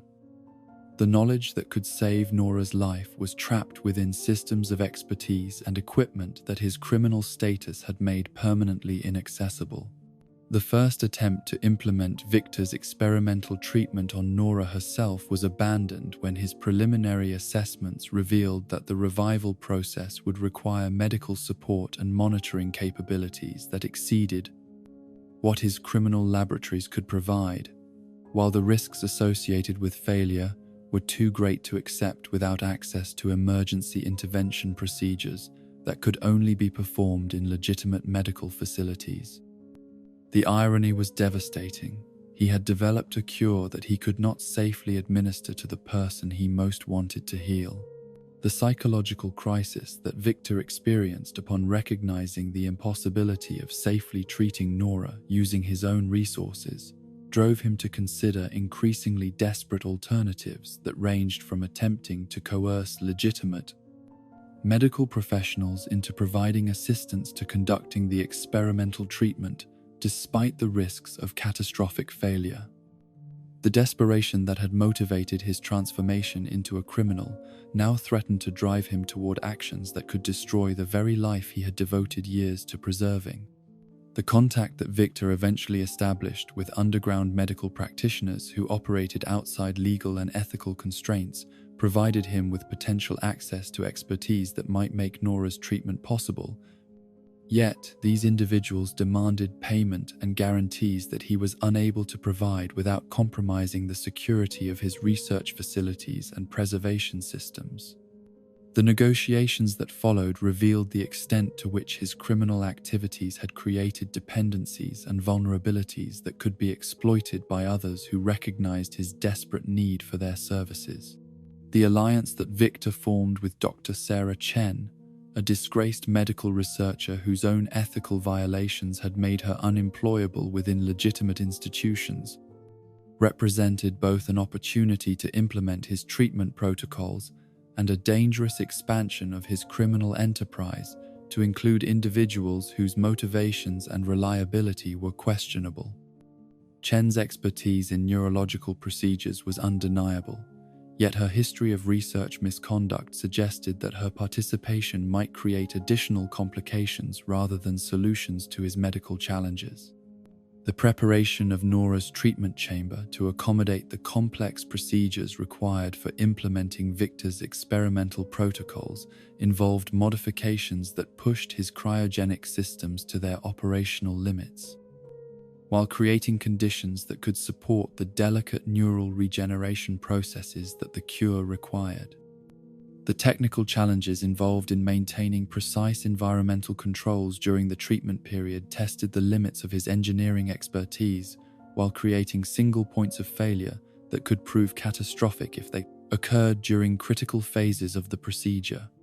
The first attempt to begin Nora's treatment was halted when Victor's monitoring systems detected instabilities in her preservation status that suggested her cellular integrity had been compromised by the extended period of suspended animation, creating conditions that might make her immune system incapable of supporting the regeneration processes that his cure required. The discovery that time itself had become his enemy forced him to confront the possibility that his years of criminal activity had been conducted in service of a goal that was no longer achievable. The desperation that drove Victor to attempt Nora's treatment despite the obvious risks reflected his recognition that continued delay would only worsen the cellular degradation that threatened to make his cure ineffective. While the alternative of accepting her permanent suspension was psychologically unbearable for someone whose entire existence had been restructured around the goal of her revival and recovery. The decision to proceed with experimental treatment represented both hope and surrender, an acknowledgement that failure was preferable to indefinite postponement of resolution. The experimental treatment that Victor finally administered to Nora proceeded according to his carefully developed protocols, yet produced results that were both encouraging and terrifying. As her neural tissue began to show signs of regeneration, while her overall condition remained critically unstable due to complications that his research had not anticipated. The cellular repair processes that had worked perfectly in laboratory conditions created inflammatory responses and metabolic demands that threatened to overwhelm her compromised biological systems. The medical crisis that developed during Nora's treatment required interventions that exceeded even Dr. Chen's expertise, forcing Victor to confront the reality that his wife's survival now depended upon access to medical facilities and specialists that his criminal status had made permanently unavailable. The knowledge that legitimate medical institutions possessed the resources necessary to save her life while being forever beyond his reach created anguish that transcended even his previous experiences of loss and frustration. The decision to seek Batman's assistance in obtaining medical care for Nora represented Victor's recognition that his criminal career had created obstacles that could only be overcome through the intervention of someone whose moral authority could bridge the gap between his desperate needs and society's legitimate institutions. The plea for help that he transmitted through encrypted communications channels marked both his acknowledgement of failure and his first step toward potential redemption through cooperation with the forces of justice he had so long opposed. The response that Batman provided to Victor's request for assistance was measured and conditional, offering access to medical resources through Wayne Foundation facilities while demanding guarantees about future criminal activities and cooperation with ongoing investigations into his past crimes. The negotiations that followed tested both men's commitment to finding solutions that could serve justice while also addressing the humanitarian crisis that Nora's condition represented. The medical intervention that finally saved Nora's life was conducted at a Wayne Foundation research hospital under conditions of absolute secrecy, with Batman serving as intermediary between Victor's desperate need for advanced medical care and the legitimate institutions whose resources could provide it. The treatment succeeded in stabilizing her condition while completing the neural regeneration processes that Victor's experimental protocols had initiated. Yet her revival also revealed the full extent of the tragedy that his criminal career had created. The moment when Nora Freeze opened her eyes for the first time in nearly 3 years marked both the culmination of Victor's desperate scientific quest and the beginning of a reckoning that would test every assumption he had made about love, sacrifice, and the price of refusing to accept loss. The woman who gazed up at him from the medical bed in the Wayne Foundation's most advanced neurological treatment facility bore the same physical features that had haunted his dreams throughout his criminal career. Yet the consciousness that inhabited those familiar eyes was fundamentally altered by experiences that no human being should ever have been forced to endure. The neural regeneration treatment that had saved Nora's life had also restored her memories of the period preceding her preservation, including the living will she had prepared and the explicit refusal of cryogenic intervention that Victor had chosen to ignore in his desperate attempt to prevent her death. The knowledge that she had been suspended against her clearly stated wishes created a chasm between them that no amount of scientific achievement or devoted care could bridge. As she struggled to comprehend the extent to which her autonomy had been violated by the man who claimed to love her more than life itself. The first words that Nora spoke after her revival were not expressions of gratitude for her preservation or joy at her return to consciousness, but rather questions about how long she had been suspended and what had become of the dignity in death that she had explicitly requested through her legal documentation. The horror in her voice as she learned about the years of criminal activity that Victor had conducted in her name revealed the depth of the betrayal that his preservation of her body had represented to her conscious mind and autonomous will. The medical team that had supervised Nora's revival under Batman's coordination found themselves witnesses to a confrontation that transcended their professional experience, as the woman whose life they had helped to save confronted the man whose criminal activities had been motivated by devotion to her welfare. The institutional resources of the Wayne Foundation that had made her treatment possible also provided security and legal protections that prevented Victor from exerting the kind of control over her care that had characterized their relationship during her illness. The psychological evaluation that Nora underwent during her recovery period revealed the profound trauma that resulted from her awareness of having been preserved against her will, creating conditions that resembled those experienced by victims of kidnapping or other forms of prolonged captivity. The knowledge that her husband had violated her most fundamental wishes regarding medical care had destroyed the trust that should have formed the foundation of their relationship, while the criminal methods he had employed in pursuit of her treatment had tainted every aspect of his devotion. The confrontation between Victor and Nora that took place in the secure medical facility was witnessed by Batman and several Wayne Foundation physicians, whose presence served both to protect her from any attempt at coercion and to document the resolution of a case that had consumed significant law enforcement resources while claiming numerous innocent lives. The conversation that followed revealed the complete breakdown of their relationship and the impossibility of reconciling Victor's actions with Nora's values and preferences. The accusations that Nora leveled against her husband were delivered with the clinical precision of a medical diagnosis, cataloging each violation of her autonomy and each criminal act committed in her name, while systematically dismantling the justifications that Victor had constructed to rationalize his behavior. Her analysis of his transformation from compassionate healer to ruthless criminal revealed insights into his psychology that exceeded those developed by professional law enforcement profilers who had studied his case for years. The recognition that his preservation of Nora had been motivated more by his inability to accept loss than by genuine concern for her welfare forced Victor to confront fundamental truths about his character and motivations that he had been avoiding throughout his criminal career.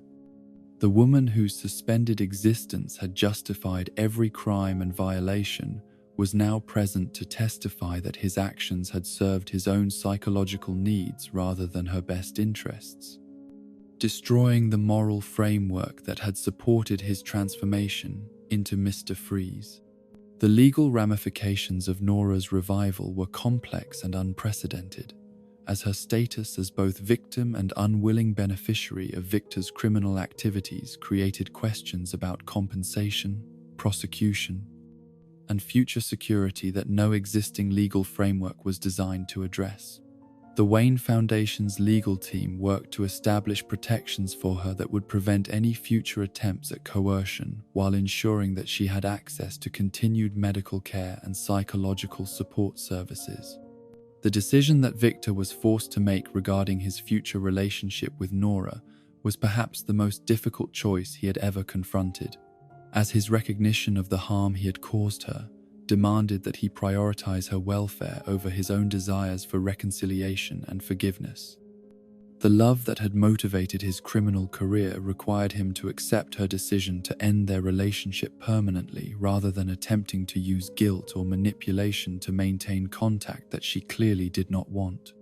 The surrender that Victor made to Batman, following his final conversation with Nora, represented both his acceptance of responsibility for his crimes and his recognition that imprisonment was preferable to the psychological torment of continued freedom without the woman whose preservation had given meaning to his existence. The confession that he provided to law enforcement agencies was comprehensive and detailed, including information about criminal activities that had never been officially attributed to him. The trial that followed Victor's surrender was complicated by the tragic circumstances that had motivated his transformation into Mr. Freeze, creating sympathy among jurors and legal professionals who struggled to reconcile his obvious devotion to his wife with the severity of the crimes he had committed in pursuit of her preservation. The testimony that Nora provided regarding his violations of her autonomy was balanced by expert witnesses who explained the psychological factors that had driven his criminal behavior. The sentence that Victor received reflected both the seriousness of his crimes and the mitigating circumstances that had led to their commission, as the judge acknowledged the tragic nature of his case while emphasizing the unacceptable nature of his methods and their impact on innocent victims. The specialized prison facility where he was confined was equipped with environmental controls that could accommodate his altered physiology while ensuring that he could not use his unique capabilities to escape or harm other inmates. The first months of Victor's imprisonment were characterized by severe depression and psychological withdrawal as he struggled to adapt to confinement while grappling with the recognition that his years of criminal activity had achieved nothing except the destruction of his relationship with the woman he had sought to save. The psychiatric care that he received in prison helped him to understand the psychological factors that had contributed to his transformation, while providing him with tools for managing the guilt and regret that dominated his emotional life. The scientific research that Victor was eventually permitted to conduct within the controlled environment of his prison facility focused on applications of his cryogenic expertise that could benefit legitimate medical research without providing him with resources or knowledge that might facilitate escape attempts. The collaboration with university researchers that was arranged through the prison's rehabilitation programs allowed him to contribute positively to medical knowledge while serving his sentence. The correspondence that Victor attempted to establish with Nora following his imprisonment was consistently rejected, as she had made clear that any form of contact with him was psychologically harmful and interfered with her own recovery from the trauma of her preservation experience. The finality of her rejection forced him to confront the reality that his actions had not only failed to preserve their love, but had actually destroyed it completely through his refusal to respect her autonomy. The alternative timeline that emerged in some accounts of Victor's story involved Nora's decision to forgive his violations, while acknowledging that their relationship could never be restored to its previous state, creating possibilities for limited cooperation in scientific research that might benefit other patients facing similar medical challenges. This version of their resolution emphasized the complexity of love and forgiveness, while maintaining recognition of the fundamental harm that his actions had caused to her dignity and autonomy. The therapeutic work that both Victor and Nora underwent in this alternative resolution focused on processing the trauma and betrayal that had characterized their relationship during her illness and preservation, creating frameworks for understanding how love could become corrupted by the refusal to accept loss and limitation. The counseling sessions that they attended separately and occasionally together revealed the depth of the psychological damage that had been inflicted upon both of them by Victor's transformation into Mr. Freeze. The scientific collaboration that occasionally developed between them in certain versions of their story was carefully structured to maintain appropriate boundaries, while allowing their combined expertise to contribute to research that might prevent other families from experiencing similar tragedies. Their work focused on developing ethical frameworks for end-of-life care and advanced medical interventions that respected patient autonomy, while supporting family members who struggled with accepting terminal diagnoses. The death that eventually claimed Nora in most versions of her story was peaceful and natural, occurring several years after her revival when complications from her original illness finally overcame the treatments that had extended her life. The funeral that Victor was permitted to attend under heavy security provided him with the opportunity to say goodbye in a manner that respected her wishes and acknowledged the dignity that had been so important to her throughout their relationship. The legacy that Victor left through his scientific contributions during his imprisonment included advances in cryogenic preservation that found applications in organ transplant procedures and emergency medical treatment, while his detailed documentation of his criminal research methods served as cautionary examples for ethics courses in medical schools throughout the world. The knowledge that had been gained through immoral means was gradually purified through its integration into legitimate research conducted according to proper ethical standards. The parole hearing that Victor eventually faced was complicated by questions about public safety and his ability to reintegrate into normal society given the extent of his physical transformation and the psychological factors that had driven his criminal behavior. The testimony provided by Nora regarding her feelings about his potential release was crucial in determining whether he posed ongoing risks to public welfare or had achieved genuine rehabilitation. The conditional release that Victor was eventually granted in some versions of his story was subject to extensive monitoring and restrictions that prevented him from accessing the resources or facilities that might enable him to resume criminal activities, while requiring him to continue psychiatric treatment and community service that utilized his scientific expertise for beneficial purposes. The transition from prison to limited freedom was difficult and marked by continued struggles with depression and social isolation. The scientific foundation that Victor established using his prison earnings and donations from supporters who recognized his contributions to medical research provided funding for ethical research into neurodegenerative diseases while maintaining strict oversight to ensure that all activities met the highest moral and legal standards. The foundation served as both a memorial to Nora and a form of restitution for the harm he had caused to society during his criminal career. The final years of Victor's life in most versions of his story were characterized by quiet dedication to legitimate scientific research and education, as he worked to train younger researchers in both the technical aspects of cryogenic preservation and the ethical considerations that should govern medical research involving human subjects. His lectures at medical schools and research institutions drew large audiences who sought to understand how brilliant minds could be corrupted by personal tragedy and desperate love. The death that eventually claimed Victor was typically portrayed as peaceful and accepting, occurring in the specialized medical facility where he had spent his final years contributing to research while receiving treatment for complications related to his altered physiology. The funeral that followed was attended by many of the researchers and students whose work had been influenced by his scientific contributions, though it was also marked by the absence of family members and the isolation that had characterized much of his later life. The monument that was eventually erected in Gotham's medical district honored both Victor and Nora Fries, while acknowledging the tragedy that had consumed their lives and the lessons that their story provided about the dangers of Tation A, refusing to accept mortality and limitation. The inscription emphasized the importance of respecting patient autonomy and the need for ethical frameworks that could guide scientific research even in the face of personal desperation and emotional trauma. The scientific papers that continued to cite Victor's research long after his death demonstrated the lasting value of his contributions to medical knowledge, while also serving as reminders of the importance of conducting research according to proper ethical standards. The techniques he had developed for cellular preservation and neural regeneration found applications in treatments for stroke victims, spinal cord injuries, and various degenerative diseases, benefiting thousands of patients who would never know the criminal origins of the knowledge that had saved their lives.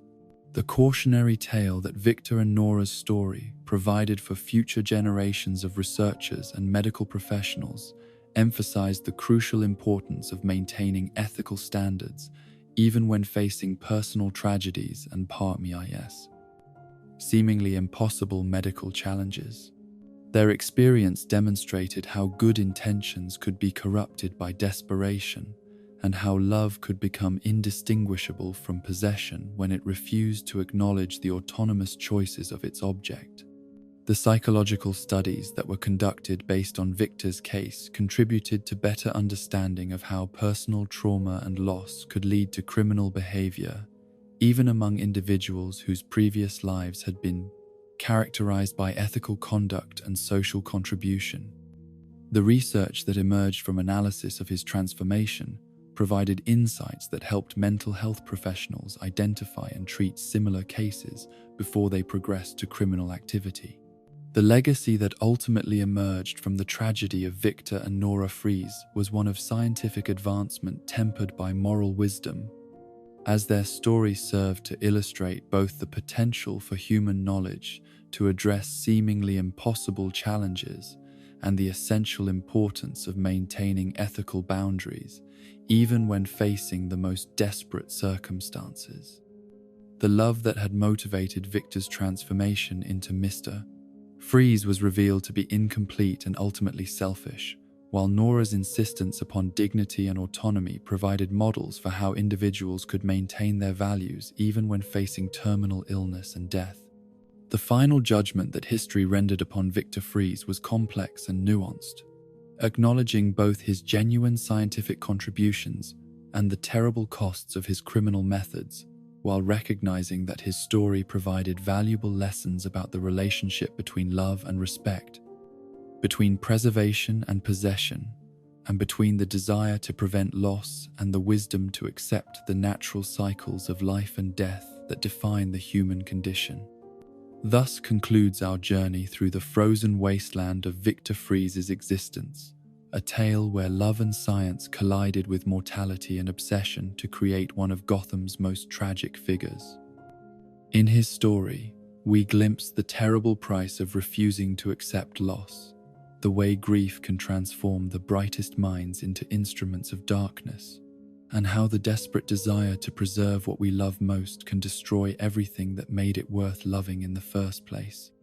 Mr. Freeze remains eternally frozen between man and monster, between love and obsession, between the brilliant scientist he once was and the tragic villain he became.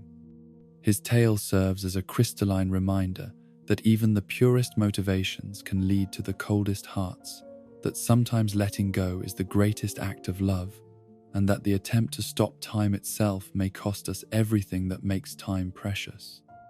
Rest now in winter's embrace, dreamer, and may your sleep be as peaceful as the silence that follows the last snowfall, untouched by the storms of obsession that claimed Victor Freeze's soul.